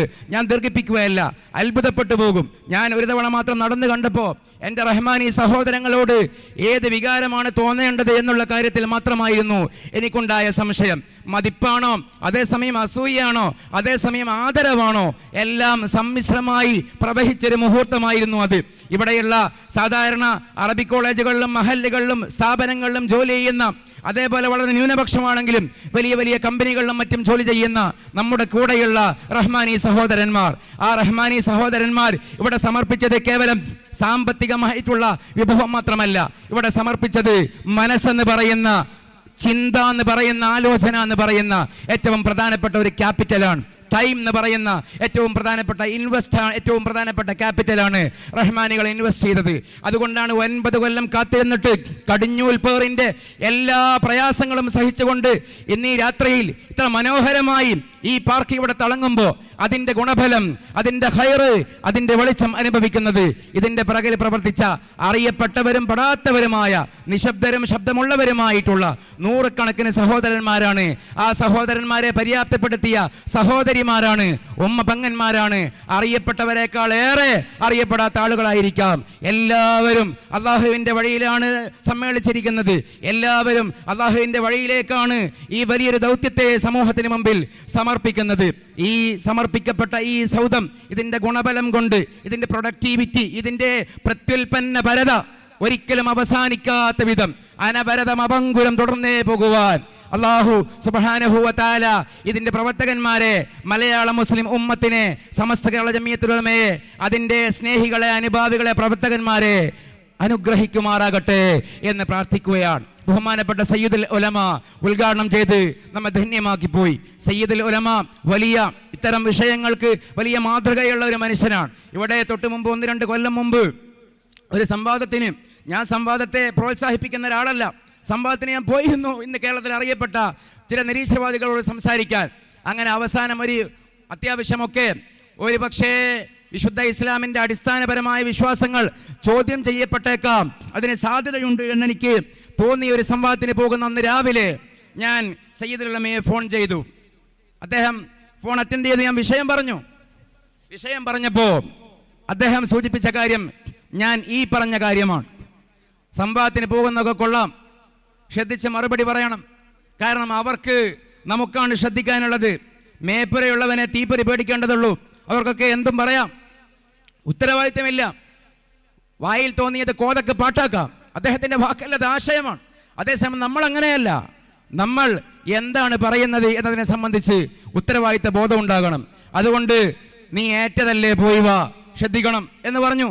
പിന്നീട് അദ്ദേഹം കണ്ടപ്പോൾ പറഞ്ഞു, അത് ആവശ്യമാണെങ്കിൽ ചെയ്യുക എന്നുള്ളതല്ലാതെ അത് ഒരു പാഷനായി, അല്ലെങ്കിൽ അതൊരു പ്രധാനപ്പെട്ട ഒരു അജണ്ടയായി കൊണ്ടു നടക്കേണ്ട ഒരു സംഗതിയല്ല. എന്തുകൊണ്ടെന്നാൽ ജീവിതം കൊണ്ടാണ് ഇസ്ലാമിനെ കൊണ്ടുവരേണ്ടത്. അത് അദ്ദേഹത്തിൻ്റെ വഴിയാണ്. അദ്ദേഹത്തിന് കൃത്യമായിട്ട് ഇതിൻ്റെ പോളിസി അറിയാം. ഒരിക്കൽ അദ്ദേഹത്തോട് പത്രക്കാർ ചോദിച്ചിട്ടുണ്ട്, മുസ്ലിം സമൂഹത്തെ പണ്ടൊന്നുമില്ലാത്ത വിധം ആളുകൾ ആക്രമിക്കുന്ന, എതിർക്കുന്ന, ഇസ്ലാമോഫോബിയ പരന്ന ഈ കാലഘട്ടത്തിൽ കുത്ത് അതിന്റെ ബാക്കി ഞാൻ പറയുന്നില്ല, അത് പ്രസക്തല്ല. ഇവിടെ എന്താ ചോദ്യം? പത്രക്കാർ ചോദിച്ചാണ്. മുമ്പൊന്നുമില്ലാത്ത വിധം മുസ്ലിം സമൂഹത്തെ എതിരാളികൾ ആക്രമിക്കുന്ന, ഇസ്ലാമോഫോബിയ പരന്ന ഈ കാലഘട്ടത്തിൽ, ബാക്കി അവിടെ പറയുന്നില്ല, അതിവിടെ വിഷയമായിട്ട് ബന്ധമില്ലാത്തതുകൊണ്ടാണ്. അദ്ദേഹം അവിടെ പിടിച്ചിട്ട് പത്രക്കാരോട് ചോദിച്ചു, നിങ്ങളിപ്പോൾ എന്താ പറഞ്ഞേ? മുമ്പൊന്നുമില്ലാത്ത വിധം മുസ്ലിം സമൂഹത്തെ ആക്രമിക്കുകയും ഇസ്ലാമോഫോബിയ പടരുകയും ചെയ്ത ഈ കാലെന്നോ? അങ്ങനെയൊന്നില്ല, മുമ്പുള്ള അത്രയൊന്നില്ല. ഇത് പറയാൻ ഒരു മനുഷ്യനെ പറ്റിയെങ്കിൽ ആ മനുഷ്യന്റെ പേരാണ് സയ്യിദുൽ ഉലമ. സയ്യിദുൽ ഉലമയ്ക്ക് അത് പറയാൻ കഴിയും. കാരണം അത് തിരിച്ചറിവാണ്. ഫിർഔന്റെ ശക്തിയുള്ള ഒരാളിന്നില്ല, നമ്രൂദിന്റെ ശക്തിയുള്ള ഒരാളിന്നില്ല, ഷദ്ദാദിന്റെ ശക്തിയുള്ള ഒരാളിന്നില്ല, അരിസ്റ്റോട്ടലിന്റെ ചെരുപ്പെടുക്കാൻ പറ്റിയ നിരീശ്വരവാദി എന്നില്ല, പ്ലാറ്റോയുടെ പൊടിക്ക് തികയുന്നൊരു നിരീശ്വരവാദി ഇന്നില്ല. വേണ്ട, MC ജോസഫിന്റെയും കലാനാഥന്റെയും ഇടമുറുകിന്റെയും നിലവാരമുള്ള നിരീശ്വരവാദി ഒരു എസൻസിലോ ഒരു ലിറ്റ്മസിലോ ഒരു കോളാമ്പിയിലോ വലതുപക്ഷത്തോ ഇടതുപക്ഷത്തോ നാസ്തികതയിൽ ഒരിടത്തും കേരളത്തിലില്ല, ലോകത്തില്ല. റിച്ചാർഡ് ഡോക്കിൻസ് ആണ് ഒരാൾ. ലോകത്തെ ഇന്നത്തെ നാസ്തികതയുടെ ഹെഡ് ആരാന്ന് ചോദിച്ചാൽ റിച്ചാർഡ് ഡോക്കിൻസ് ആണ്, സാം ഹാരിസ് ആണ്, ക്രിസ്റ്റഫർ ഹിച്ചൺ ആണ്, പീറ്റർ സിംഗർ ആണ്. ഇവരൊക്കെ ആരാ? നേരെ ചൊവ്വേ എന്താണ് നാസ്തികത എന്ന് വിശദീകരിക്കാൻ കഴിയാത്ത മനുഷ്യനാണ് റിച്ചാർഡ് ഡോക്കിൻസ്. ആധുനികത വലത് നാസ്തികതയുടെ പിതാവായ റിച്ചാർഡ് ഡോക്കിൻസ്. ഒരു കാര്യം ഞാൻ നിർത്താൻ പോയിട്ട് രണ്ടാമത്തെ വിഷയത്തിലേക്ക് വന്നാണ്. ഒറ്റ കാര്യം കൂടി, ഏതെങ്കിലും സഹോദരനെ തോന്നണ്ട വിവരവും വിദ്യാഭ്യാസവും ഉള്ളവരാണ് നിരീശ്വരവാദത്തിലേക്ക് പോവുക. അവരുടെ വീഡിയോസും ഡയലോഗുകളും ഫോളോ ചെയ്താൽ അവരോടുള്ള ബഹുമാനത്തിന്റെ അവസാന അംശവും ചോർന്നു പോകുന്നല്ലാതെ ഒരു ഇംപ്രഷൻ ഉണ്ടാവുന്ന തരത്തിൽ സംസാരിക്കുന്ന നിരീശ്വരവാദി ലോകത്തില്ല, എൻ്റെ ഒരു ചെറിയ അറിവിൽ. അതുകൊണ്ടാണ് ലോകത്തെ നിരീശ്വരവാദത്തിന്റെ അംബാസഡറായ ആധുനിക നാസ്തികതയുടെ പിതാവായ ഗോഡ് ഇല്യൂഷൻ എഴുതിയ റിച്ചാർഡ് ഡോക്കിൻസിനെ തന്നെ പരാമർശിക്കുന്നത്.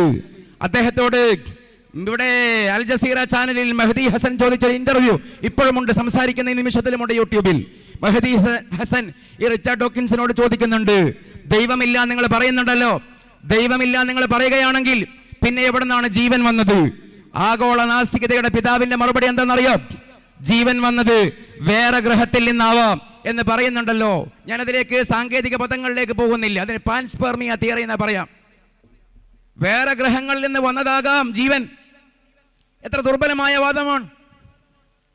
എവിടെയാണ് നാസ്തികതയുള്ളത്? എവിടെയാണ് ഖുർആനുള്ളത്? നമ്മൾ ഇന്നും മഗ്‌രിബിനെ നമ്മൾ ഇന്നും ഓതി അൽഹംദുലില്ലാഹി റബ്ബിൽ ആലമീൻ. സർവ്വ പ്രപഞ്ചങ്ങളുടെയും നാഥനാണ്, മൾട്ടിവേഴ്സിന്റെ ഉടമസ്ഥനാണ്. ഭൂമിയിൽ മാത്രമല്ല ജീവനുള്ളത്, വേറെ ഗ്രഹങ്ങളിൽ ജീവനുണ്ട്. അവിടെ ഏലിയൻസ് ഉണ്ട്, എക്സ്ട്രാ ടെറസ്ട്രിയൽ ബീയിങ്സ് ഉണ്ട്. അവിടെയും വിചാരങ്ങളുള്ള അവിടെയും ഒരുപാട് എൻറ്റിറ്റീസ് ഉണ്ട്. ജീവവർഗം ഭൂമിയിൽ മാത്രമാണെന്ന് വിശുദ്ധ ഖുർആൻ ഒരിടത്തും പറയുന്നില്ല. യുസബ്ബിഹു ലില്ലാഹി മാ ഫിസ് സമാവാതി വമാ ഫിൽ അർദ്. വാനങ്ങളിലും ഭുവനങ്ങളിലും ഉള്ളത് അല്ലാഹുവിന്റെ തസ്ബീഹിലാണ്. ഞാൻ അങ്ങോട്ടേക്ക് വിഷയം കൊണ്ടുപോവുകയല്ല.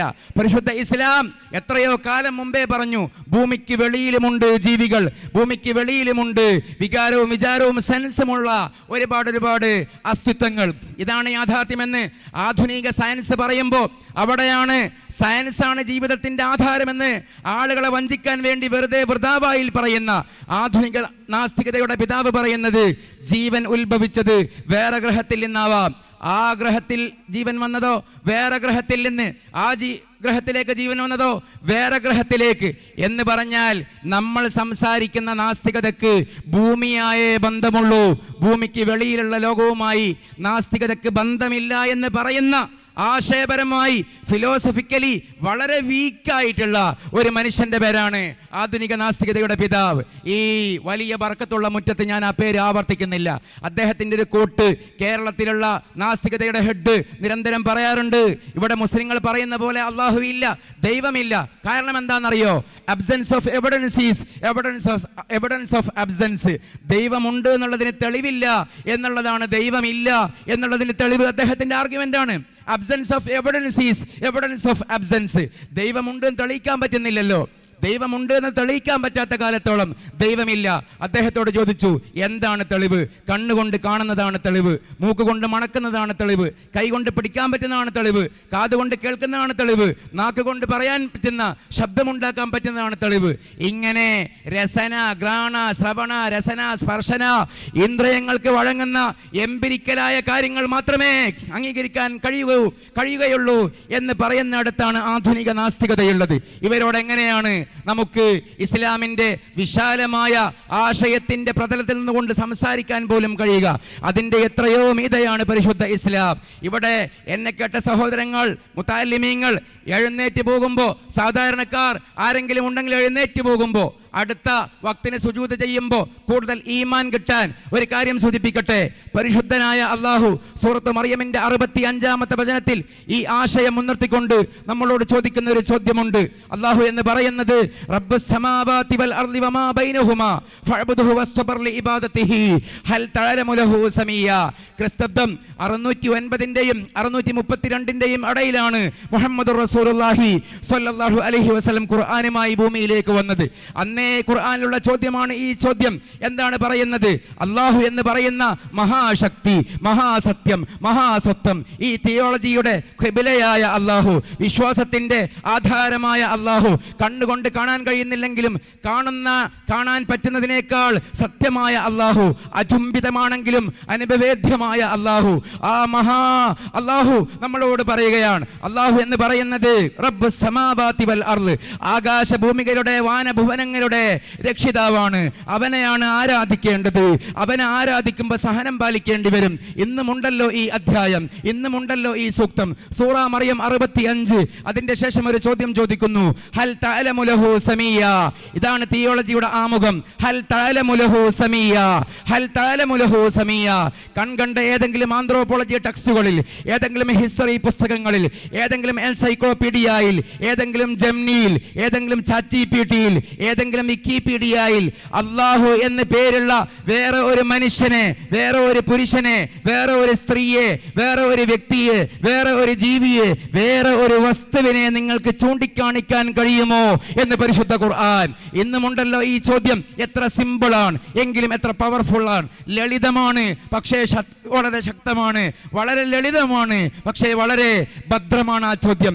അള്ളാഹു എന്ന് പേരുള്ള, അള്ളാഹുവിനെ നാമകരണം ചെയ്യപ്പെട്ട ഒരു വ്യക്തി, അത് സ്ത്രീയായാലും പുരുഷനായാലും വേണ്ട, വളർത്തു ജീവിയായാലും വേണ്ട, ഒരു വസ്തുവായാൽ പോലും അല്ലാഹുവല്ലാത്ത വേറെയൊന്ന് ആകാശത്തിന്റെ ചുവട്ടിൽ ഭൂമിക്ക് മുകളിൽ സാധ്യമല്ല എന്ന് പരിശുദ്ധ ഖുർആൻ വെല്ലുവിളി പോലെ പറയുകയാണ്. മുഫസ്സിരീങ്ങൾ 2 വ്യാഖ്യാനം അതിന് കൊടുത്തു. അള്ളാഹുവിന്റെ കഴിവുള്ള ആരും ഉണ്ടാവില്ല എന്ന് വ്യാഖ്യാനിച്ച പണ്ഡിതന്മാരുണ്ട്. പക്ഷേ അഹ്ലു സുന്നയുടെ മൻഹജ് തന്നെ അംഗീകരിക്കുന്ന ഇമാം ഖുർത്തുബിയെ പോലെയുള്ള മഹാരഥന്മാരായ പണ്ഡിതന്മാർ അൽ ജാമിഉൽ അഹ്കാമിൽ ഖുർആനിൽ കാണാം, ഈ ആയത്തിനെ വ്യാഖ്യാനിച്ചുകൊണ്ട് ഖുർത്തുബി ഇമാം പറയുന്നു, വലം യൂജദ് വലൻ യൂജദ അഹദുൻ സുമ്മിയ ബിസ്മില്ലാഹ്. അല്ലാഹു എന്ന നാമകരണം ചെയ്യപ്പെട്ട ഒരു സമനാമക്കാരൻ, ഒരു സെയിം നെയിം ഹോൾഡർ ഇന്നോളം ഭൂമിയിൽ ഉണ്ടായിട്ടില്ല, ഇനി ഉണ്ടാവാനും പോകുന്നില്ല. അങ്ങനെ ഒരു മനുഷ്യൻ, ഒരു ജീവി, ഒരു വസ്തു പിറക്കില്ല എന്ന് പരിശുദ്ധ ഖുർആൻ. എൻ്റെ പ്രിയപ്പെട്ടവരെ, മുഅ്മിനീങ്ങളെ, സത്യവിശ്വാസികളെ, നാം എന്തോരം ഭാഗ്യം ചെയ്തവരാണ്. എത്ര വ്യക്തമാണ് ഈ സത്യം, എത്ര ശക്തമാണ് ഈ വിശ്വാസം. ഈ വിശ്വാസത്തെ ഇല്ലായ്മ ചെയ്യാൻ, ഈ ഖുർആനെ നിഷേധിക്കാൻ ഒരു സെക്കൻഡിന്റെ പണിയേ ഉള്ളൂ, ഒറ്റ സെക്കൻഡിന്റെ പണിയേ ഉള്ളൂ. ഇതിൽ സംശയമുള്ള ഒരു മനുഷ്യൻ, ആ മനുഷ്യന്റെ കുട്ടിക്ക്, ഫാമിലിയിൽ പിറക്കുന്ന ഒരു ന്യൂ ബോൺ ബേബിക്ക്, ആണോ പെണ്ണോ എന്തോ ആകട്ടെ, അള്ളാഹു എന്ന് പേരിട്ടാൽ വിഷയം കഴിഞ്ഞു. ആ സഹോദരൻ വരികയാണ്, ഉസ്താദിനോട് ചോദിക്കുകയാണ്, അല്ല മുസ്ലിയാരെ, നിങ്ങൾ വിശുദ്ധ ഖുർആനിൽ വിശ്വസിക്കുന്നില്ലേ? ഉണ്ട്. ആ വിശുദ്ധ ഖുർആനിൽ സൂറത്ത് മറിയമില്ലേ? ഉണ്ട്. അതിൽ 65-ാമത്തെ വചനമില്ലേ? ഉണ്ട്. അതിൽ ഹൽ തഅലമു സമീയ എന്ന് പറയുന്ന ഭാഗമില്ലേ? ഉണ്ട്. അതിന് തഫ്സീറുൽ ഖുർത്തുബിയിൽ, ജാമിഉൽ അഹ്കാമിൽ ഖുർആനിൽ അല്ലാഹു എന്ന പേരുള്ള ആരും ഭൂമിയിൽ ഉണ്ടാവില്ല എന്നല്ലേ വ്യാഖ്യാനമുള്ളത്? അതെ, ഇതാ എൻ്റെ മോൻ്റെ പേര് അല്ലാഹു എന്നാണ്, എൻ്റെ മോളെ പേര് അല്ലാഹു എന്നാണ്. തലശ്ശേരിയിൽ 5 ഉണ്ട് അല്ലാഹു വോട്ടർ പട്ടികയിൽ, മംഗലാപുരത്ത് 3 ഉണ്ട് അല്ലാഹു ഹോട്ടലിൽ, അവിടെ മലപ്പുറത്ത് വേറെ 10 പേരുണ്ട് വോട്ടർ പട്ടികയിൽ അല്ലാഹു. നിങ്ങളുടെ ഖുർആൻ എന്താണ് ഈ പറയുന്നത് എന്ന് നമ്മളോട് ചോദിച്ചാൽ, ഉസ്താദിനോട് ചോദിച്ചാൽ മറുപടി പറയാൻ കഴിയില്ല. പക്ഷേ ഈ 14 നൂറ്റാണ്ടിന്റെ ഇടയിൽ ഭൂമിയിൽ മില്യൺ ട്രില്യൺ കണക്കിന് മനുഷ്യന്മാർ വന്നു, എന്തൊക്കെയോ പേരുകൾ സ്വീകരിച്ചു. പക്ഷെ ഇന്നോളം ഒരു പൂച്ചക്കുട്ടിക്ക് പോലും, ഒരു ഈച്ചപ്പഴുതിന് പോലും അള്ളാഹു എന്ന് പേരുണ്ടായിട്ടില്ല. അപ്പൊ ആരെങ്കിലും വിചാരിച്ചേക്കും ഈ ആയത്തെ നിഷേധികൾ കാണാഞ്ഞിട്ടാണെന്ന്. നിഷേധികൾ കണ്ടിട്ടുണ്ട്, ഈ വെല്ലുവിളി ഏറ്റെടുത്തിട്ടുണ്ട്. അൽ ബിദായ വന്നിഹായയിൽ പറയുന്ന ഒറ്റ സംഭവം കൂടി പറയട്ടെ. അതിൽ കള്ളപ്രവാചകനായ മുസൈലിമത്തുൽ കദ്ദാബ് ഈ ആയത്ത് കണ്ടു. ഈ ആയത്ത് കണ്ടപ്പോ മുസൈലിമത്തുൽ കദ്ദാബ്, യമാമയുടെ കള്ളപ്രവാചകനായ മുസൈലിമയുടെ മന്ത്രിയോട് പറഞ്ഞു, നമ്മൾ എന്തിനാണ് ഇങ്ങനെ അധ്വാനിക്കുന്നത്? വിശുദ്ധ ഖുർആൻ ഇല്ലായ്മ ചെയ്യാൻ 2 സെക്കൻഡിന്റെ പണിയല്ലേ ഉള്ളൂ. നമുക്ക് ഈ രാജ്യത്തെ ഒരു കുട്ടിയെ നമ്മൾ സെലക്ട് ചെയ്തിട്ട് ഔദ്യോഗികമായ ഒരു ചടങ്ങ് സംഘടിപ്പിക്കണം, ഒരു മുഹൂർത്തം വെക്കണം. എന്ത്? അള്ളാഹു എന്ന നാമകരണ ചടങ്ങ്. ആ ചടങ്ങ് സംഭവിക്കലോടെ മുഹമ്മദിന്റെ ഖുർആൻ ഇല്ലാതാകും. എന്തേ സംഘടിപ്പിക്കുകയല്ലേ? സല്ലല്ലാഹു അലൈഹി വസല്ലമയോടുള്ള വിരോധം കൊണ്ട് മുസൈലിമ മന്ത്രിയോട് പറഞ്ഞപ്പോ മന്ത്രി പറഞ്ഞു, വേണ്ട, നമുക്ക് രണ്ടുപേർക്കും അറിയുന്ന ഒരു സത്യമുണ്ട്. നമുക്ക് രണ്ടുപേർക്കും മുഹമ്മദിനെ കണ്ടുകൂടാ. പക്ഷേ മുഹമ്മദ് സത്യമേ പറയൂ സല്ലല്ലാഹു അലൈഹി വസല്ലം, ഉറപ്പല്ലേ? അതുകൊണ്ട് നമ്മൾ പറയാറുണ്ടല്ലോ, മൂലക്കുള്ള കോടാലി കൊണ്ടുപോയി കാലുമ്മലിടണ്ടെന്ന്. നമ്മളതിന് മെനക്കെടണ്ട, നമ്മളങ്ങനെ ആ ഒരു വെല്ലുവിളി ഏറ്റെടുക്കാൻ ദൃഢരാവണ്ട എന്ന് മന്ത്രി മുസൈലിമയോട് പറഞ്ഞപ്പോ മന്ത്രിയോട് മുസൈലിമ പറഞ്ഞു, നീ പറഞ്ഞത് കൊണ്ട് ഒന്നാം ഘട്ടത്തിൽ ഞാൻ അതിന് മുതിരുന്നില്ല, പക്ഷേ അതിൻ്റെ ഒരു തൗത്തിയത്തല്ലഹു, അതിനുള്ള ഒരു ആമുഖം എന്നോണം ഞാൻ റഹ്മാൻ എന്ന് എനിക്ക് തന്നെ പേരിടുകയാണ്. എന്തെങ്കിലും സംഭവിക്കുന്നുണ്ടോ ഇല്ലേ എന്ന് നോക്കട്ടെ. റഹ്മാനിയുടെ മുറ്റമാണ്, നമ്മൾ റഹ്മാനിയാണ്, അള്ളാഹുവിൻ്റെ വാക്താക്കളാണ്. റഹ്മാൻ അവനാണ്, നമുക്ക് അബ്ദുറഹ്മാൻ എന്നേ പേരിടാൻ പറ്റുകയുള്ളൂ. അദ്ദേഹം ഇനാദൻ വാശിക്കൊരു പേരിട്ടു. അള്ളാഹിൻ്റെ പേരാണല്ലോ റഹ്മാൻ. എൻ്റെ പേര് റഹ്മാൻ യമാമ എന്ന് ഞാൻ എനിക്ക് പേരിട്ടു എന്ന് മുസൈലിമ പ്രഖ്യാപിച്ചു. ഒന്നും സംഭവിച്ചില്ല. അഖീദ അറിയുന്ന നമുക്കറിയാമല്ലോ, ഇസ്തിദ്റാജ് എന്നാണ് അതിൻ്റെ പേര്. നിഷേധികൾ അള്ളാഹുവിനോട് വാശി കാണിക്കുകയാണെങ്കിൽ പരമാവധി വാശി കാണിക്കാൻ അവന് തന്നെ അവസരം കൊടുത്ത് ഒടുവിലൊരു പിടിയുണ്ട് അള്ളാഹുവിന്, ഒരു മഹാപിടുത്തം, വളരെ വളരെ കഠിനമായൊരു പിടുത്തം. അതിനുവേണ്ടി അഴിച്ചുവിടുകയാണ്. ഒന്നും സംഭവിച്ചില്ല. അപ്പൊ മുസൈലിമ, ഞാൻ സംഭവം ചുരുക്കട്ടെ, മന്ത്രിയോട് പറഞ്ഞു, റഹ്മാൻ എന്ന് പേരിട്ടിട്ട് പ്രത്യേകിച്ചൊന്നും സംഭവിച്ചില്ല. പിറ്റേന്നും സൂര്യൻ ഉദിച്ചു, പിറ്റേന്നും കാറ്റടിച്ചു, പിറ്റേന്നും വെയിലറിച്ചു, പിറ്റേന്നും ജീവിതം മുന്നോട്ട് പോയി എന്നല്ലാതെ പ്രത്യേകിച്ചൊരു ചുക്കും ചുണ്ണാമ്പും ഉണ്ടായില്ലല്ലോ. അതുകൊണ്ട് നമുക്ക് രാജ്യത്തെ ഒരു കുട്ടിക്ക് അള്ളാഹു എന്ന് പേരിടണം. ഒരു കുട്ടിയെ തെരഞ്ഞെടുത്തു. ആ ഇബാറത്ത് ഇങ്ങനെയാണ്, ഫലം യൽബസ് മുദ്ദത്തുൻ ഹത്താ അൻ യൻസില മിനസ് സമാഇ നാറുൻ ഫഅഹറഖഹു. അള്ളാഹു എന്ന് പേരിടേണ്ട താമസം ആ ന്യൂ ബോൺ ബേബിയെ അപ്പടി ആകാശത്തിൽ നിന്ന് ഒരു അശനിപാതം ഇറങ്ങി വരികയും ഒരു അഗ്നിഗോളം ഇറങ്ങി വരികയും ചാരമാക്കി കളയുകയും ചെയ്തു. ഈ സംഭവം അൽ ബിദായ വന്നിഹായയിൽ കാണാം. ഈ സംഭവം പരാമർശിക്കുന്നത് കൊണ്ടാണ് ഇബ്നു ഹജറുൽ ഹൈതമി തങ്ങൾ അദ്ദേഹത്തിന്റെ ഈ സംഭവം പറയുന്ന കിതാബിന് അസ്സവാഇഖുൽ മുഹരിക എന്ന് പേരിട്ടത്. ആ കിതാബിന്റെ പേരിന്റെ തന്നെ അർത്ഥം, പേരിന്റെ പോലും അർത്ഥം കരിച്ചു കളയുന്ന ഇടുത്തി എന്നാണ്. ഞാൻ പറയുന്നത്, അള്ളാഹു എന്ന് പേരിട്ടതിന്റെ പേരിൽ ഒരു കുരുന്ന് മരിച്ചുപോയില്ലേ എന്നും ചിന്തിക്കേണ്ട. ആ കുരുന്ന് സ്വർഗത്തിലേക്കാണ് പോയത്, അത് വേറെ വിഷയം. പക്ഷേ അങ്ങനെ ഒരു കുട്ടിയും അങ്ങനെ ഒരു വ്യക്തിയും അങ്ങനെ ഒരു ജീവിയും ഭൂമിയിൽ ഉണ്ടാകില്ല എന്ന വിശുദ്ധ ഖുർആന്റെ ശക്തമായിട്ടുള്ള വെല്ലുവിളിയെ നിഷേധിക്കാൻ വളരെ ദാഠ്യത്തോടുകൂടെ ഒരു നിഷേധി മുതിർന്നപ്പോ ഭൂമിയിൽ ഒരു സെക്കൻഡ് പോലും, ഒരു ഫ്രാക്ഷൻ ഓഫ് സെക്കൻഡ് പോലും അങ്ങനെ മറ്റൊരു അള്ളാഹു ആധാർ കാർഡിലും പാൻ കാർഡിലും വോട്ടേഴ്സ് ലിസ്റ്റിലും അള്ളാഹു എന്ന് പേരുള്ള പ്രോപ്പർ നൗണുള്ള ഒരു വ്യക്തി ഭൂമിയിൽ ഉണ്ടായില്ല. ഇതാണ് വിശുദ്ധ ഖുർആൻ പറയുന്നത്. ഹൽ തഅലമു ലഹു സമീയ. എന്തൊക്കെയോ പറയാനുള്ളതിൽ, ആയിരക്കണക്കിന് കടലുകളുള്ളതിൽ ഒറ്റ ഒരു സംഭവം, ജാഹിലായ എൻ്റെ ഓർമ്മയിലുള്ള ഒരു സംഭവം പറഞ്ഞത്, ഇങ്ങനെ ഒരു പാർക്കിന്റെ പ്രസക്തി എന്ത് എന്ന് ഇനിയും ആരെങ്കിലും ചിന്തിക്കുന്നുവെങ്കിൽ ഈ അള്ളാഹുവിനെ കുറിച്ച് സമൂഹത്തോട് പറഞ്ഞു കൊടുക്കണ്ടേ? ഈ അള്ളാഹുവിനെ കുറിച്ച് അജ്ഞരായ സമൂഹം മരണപ്പെട്ടു പോവുക എന്ന് പറയുന്നത് എത്രമേൽ നമ്മെ സംബന്ധിച്ചിടത്തോളം സങ്കടമുള്ള കാര്യമാണ്. അതുകൊണ്ട് ഈ അള്ളാഹുവിനെ പറഞ്ഞു കൊടുക്കേണ്ടത് അള്ളാഹുവിനെ അനുഭവിപ്പിച്ചുകൊണ്ടാണ്, അള്ളാഹുവിൻ്റെ പ്രഖ്യാപനങ്ങൾ ജീവിതത്തിൽ പകർത്തിക്കൊണ്ടാണ്. അതിനുവേണ്ടിയാണ് അഹ്ലു സുന്ന, അതിനുവേണ്ടിയാണ് ഹദ്ദാദ്, അതിനുവേണ്ടിയാണ് റാത്തീബ്, അതിനുവേണ്ടിയാണ് എന്ന് പോലും നമ്മൾ പറയുന്നത്. പുതിയ കാലത്തെ ആളുകൾക്ക് അതിനോടൊക്കെ പുച്ഛമാണ്. അതാണ് പ്രഖ്യാപനം. ലാ ഇലാഹ ഇല്ലല്ലാഹു മുഹമ്മദുർ റസൂലുള്ളാഹി, ലാ ഇലാഹ ഇല്ലല്ലാഹു മുഹമ്മദുർ റസൂലുള്ളാഹി എന്ന് പറയുന്ന കലിമത്തു തൗഹീദിന്റെ ഏറ്റവും പാസ്വേഡാണ്. അതിന്റെ ഏറ്റവും ലഘുവായിട്ടുള്ള ഒരു പ്രൊനൗൺസ്ഡ് രൂപമാണ് ഹാ ഹീ ഹൂ ഹയ്യൻ ഹാ. ഇതാണ് സമൂഹത്തിൽ ഉണ്ടാകേണ്ടത്. അതിലാണ് മധുരമുള്ളത്. ഈ മധുരം അനുഭവിച്ചത് കൊണ്ടാണ് കേരളത്തിലെ മലബാറിലെ മാപ്പിള പോരാളികൾ സ്വാതന്ത്ര്യ സമരത്തിൽ പോലും പങ്കെടുക്കുമ്പോൾ കുത്തുബിയ്യത്ത് ഓതിയത്, റാത്തീബ് ഓതിയത്, മൗലീദ് ചൊല്ലിയത് അനുഭവിപ്പിച്ചുകൊണ്ട്, പ്രയോഗവൽക്കരിച്ചുകൊണ്ട്, കേവലം താത്വികമായി പറയാതെ, സംഘർഷങ്ങളില്ലാതെ, സംഘടനകളില്ലാതെ, പോർവിളികളില്ലാതെ, നിലവിളികളില്ലാതെ, കൊലവിളികളില്ലാതെ, സൗമ്യമായി അവധാനതയോടെ ഒരു വട്ടം അനുഭവിച്ചാൽ മറ്റൊരു വട്ടം കൂടി അനുഭവിക്കണമെന്ന് ഒരു മുസ്ലിമിനെ സംബന്ധിച്ച് ആ മുസ്ലിമിന് തോന്നുന്ന തരത്തിൽ സാംസ്കാരികമായ എംബഡിമെന്റ് ഓഫ് തിയോളജി, സാംസ്കാരികമായ തിയോളജിയുടെ ഒരു വ്യക്തിത്വവൽക്കരണങ്ങളാണ് സമൂഹത്തിൽ നടക്കേണ്ടത്. ഇസ്ലാം എന്താന്ന് ചോദിച്ചാൽ അവനെ നോക്കൂ, അവളെ നോക്കൂ എന്ന് പറയാൻ കഴിയുന്ന എംബോഡിമെന്റ് ഓഫ് ഇസ്ലാമിക് തിയോളജി. ആ എംബോഡിമെന്റ് ഓഫ് ഇസ്ലാമിക് തിയോളജിക്ക് വേണ്ടിയാണ്, ജീവിക്കുന്ന ഇസ്ലാമിന്റെ നിർമ്മിതികൾക്ക് വേണ്ടിയാണ് ഇതേപോലെയുള്ള പാർക്കുകൾ. അള്ളാഹു സാധിപ്പിച്ചു തരുമാറാകട്ടെ, തൗഫീഖ് ചെയ്യുമാറാകട്ടെ. ഇതുപോലെ മറ്റൊന്ന് കേരളത്തിൽ ഇപ്പോൾ വന്നിട്ടില്ല, അടുത്ത കാലത്തൊന്നും വരാനും പോകുന്നില്ല. ഒരു പക്ഷേ ഈ സ്ഥാപനം തന്നെ, ഈ മന്ദിരം തന്നെ അതിൻ്റെ പരിപൂർണമായ അർത്ഥത്തിൽ കേവലം ഒരു സൗധമായി ബാക്കിയാവാതെ, കേവലം ഒരു കെട്ടിടമായി ബാക്കിയാവാതെ, ഈ കെട്ടിടം ഉൾക്കൊള്ളുന്ന സൗകര്യങ്ങളെ പൂർണ്ണമായി അനുഭവിക്കാൻ കഴിയുന്ന തരത്തിൽ അതിൻ്റെ ഒരു തൗഫീഖ് ഇതിൻ്റെ നിർമ്മിതികൾക്ക്, ഇതിൻ്റെ നിർമ്മാതാക്കൾക്ക് അല്ലാഹു ചെയ്യുമാറാകട്ടെ, തൗഫീഖ് കൊടുക്കുമാറാകട്ടെ, നമ്മളെയും അനുഗ്രഹിക്കുമാറാകട്ടെ. അല്ലാഹുമ്മ ജഅൽ ജമ്മന ഹാദാ ജമ്മൻ മർഹൂമൻ മഖ്ബൂലൻ മർദിയ മുസ്തജാബ ദഅവാതി വമഖദിയൽ ഹാജാത് വതഫറഖനാ മിൻ ബഅദിഹി തഫറഖൻ മഅസൂമാ ലാ തജഅൽ ഫീനാ വലാ മാനാ വലാ മിന്നാ ശഖിയൻ വലാ മത്റൂദൻ വലാ മഹ്റൂമാ റബ്ബനാ ആതിനാ ഫിദ്ദുനിയാ ഹസന വഫിൽ ആഖിറതി ഹസനതൻ വഖിനാ അദാബന്നാർ. ഒറ്റൊരു മിനിറ്റ് കൂടി. ഇവിടെ കൂട്ടുമല ബാപ്പു ഉസ്താദ് ഉണ്ട്, ചീക്കലോട്ട് ഉസ്താദ് ഉണ്ട്, ധാരാളം ഉസ്താദുമാരുണ്ട്, ഖബർസ്ഥാനിൽ വലിയ വലിയ പണ്ഡിതന്മാരുണ്ട്, നാദാപുരം ഭാഗമാണ്, ധാരാളം വലിയ വലിയ ഫുഖഹാക്കളുണ്ട്. ആ മനസ്സിൽ ഓർക്കുന്നവരും ഓർക്കാത്തവരുമുണ്ട്. നമ്മുടെ മശായിഖന്മാരുണ്ട്, നമ്മുടെ ഉസ്താദുമാരുണ്ട്, നമ്മുടെ ഉപ്പമാരുണ്ട്, നമ്മുടെ ഉമ്മമാരുണ്ട്, ഒക്കെ ഖബറിന്റെ ഉള്ളിലാണ്. അവരെ ഓർത്തുകൊണ്ട് അൽ ഫാത്തിഹ. അഊദു ബില്ലാഹി മിനശ് ശൈത്വാനിർ റജീം.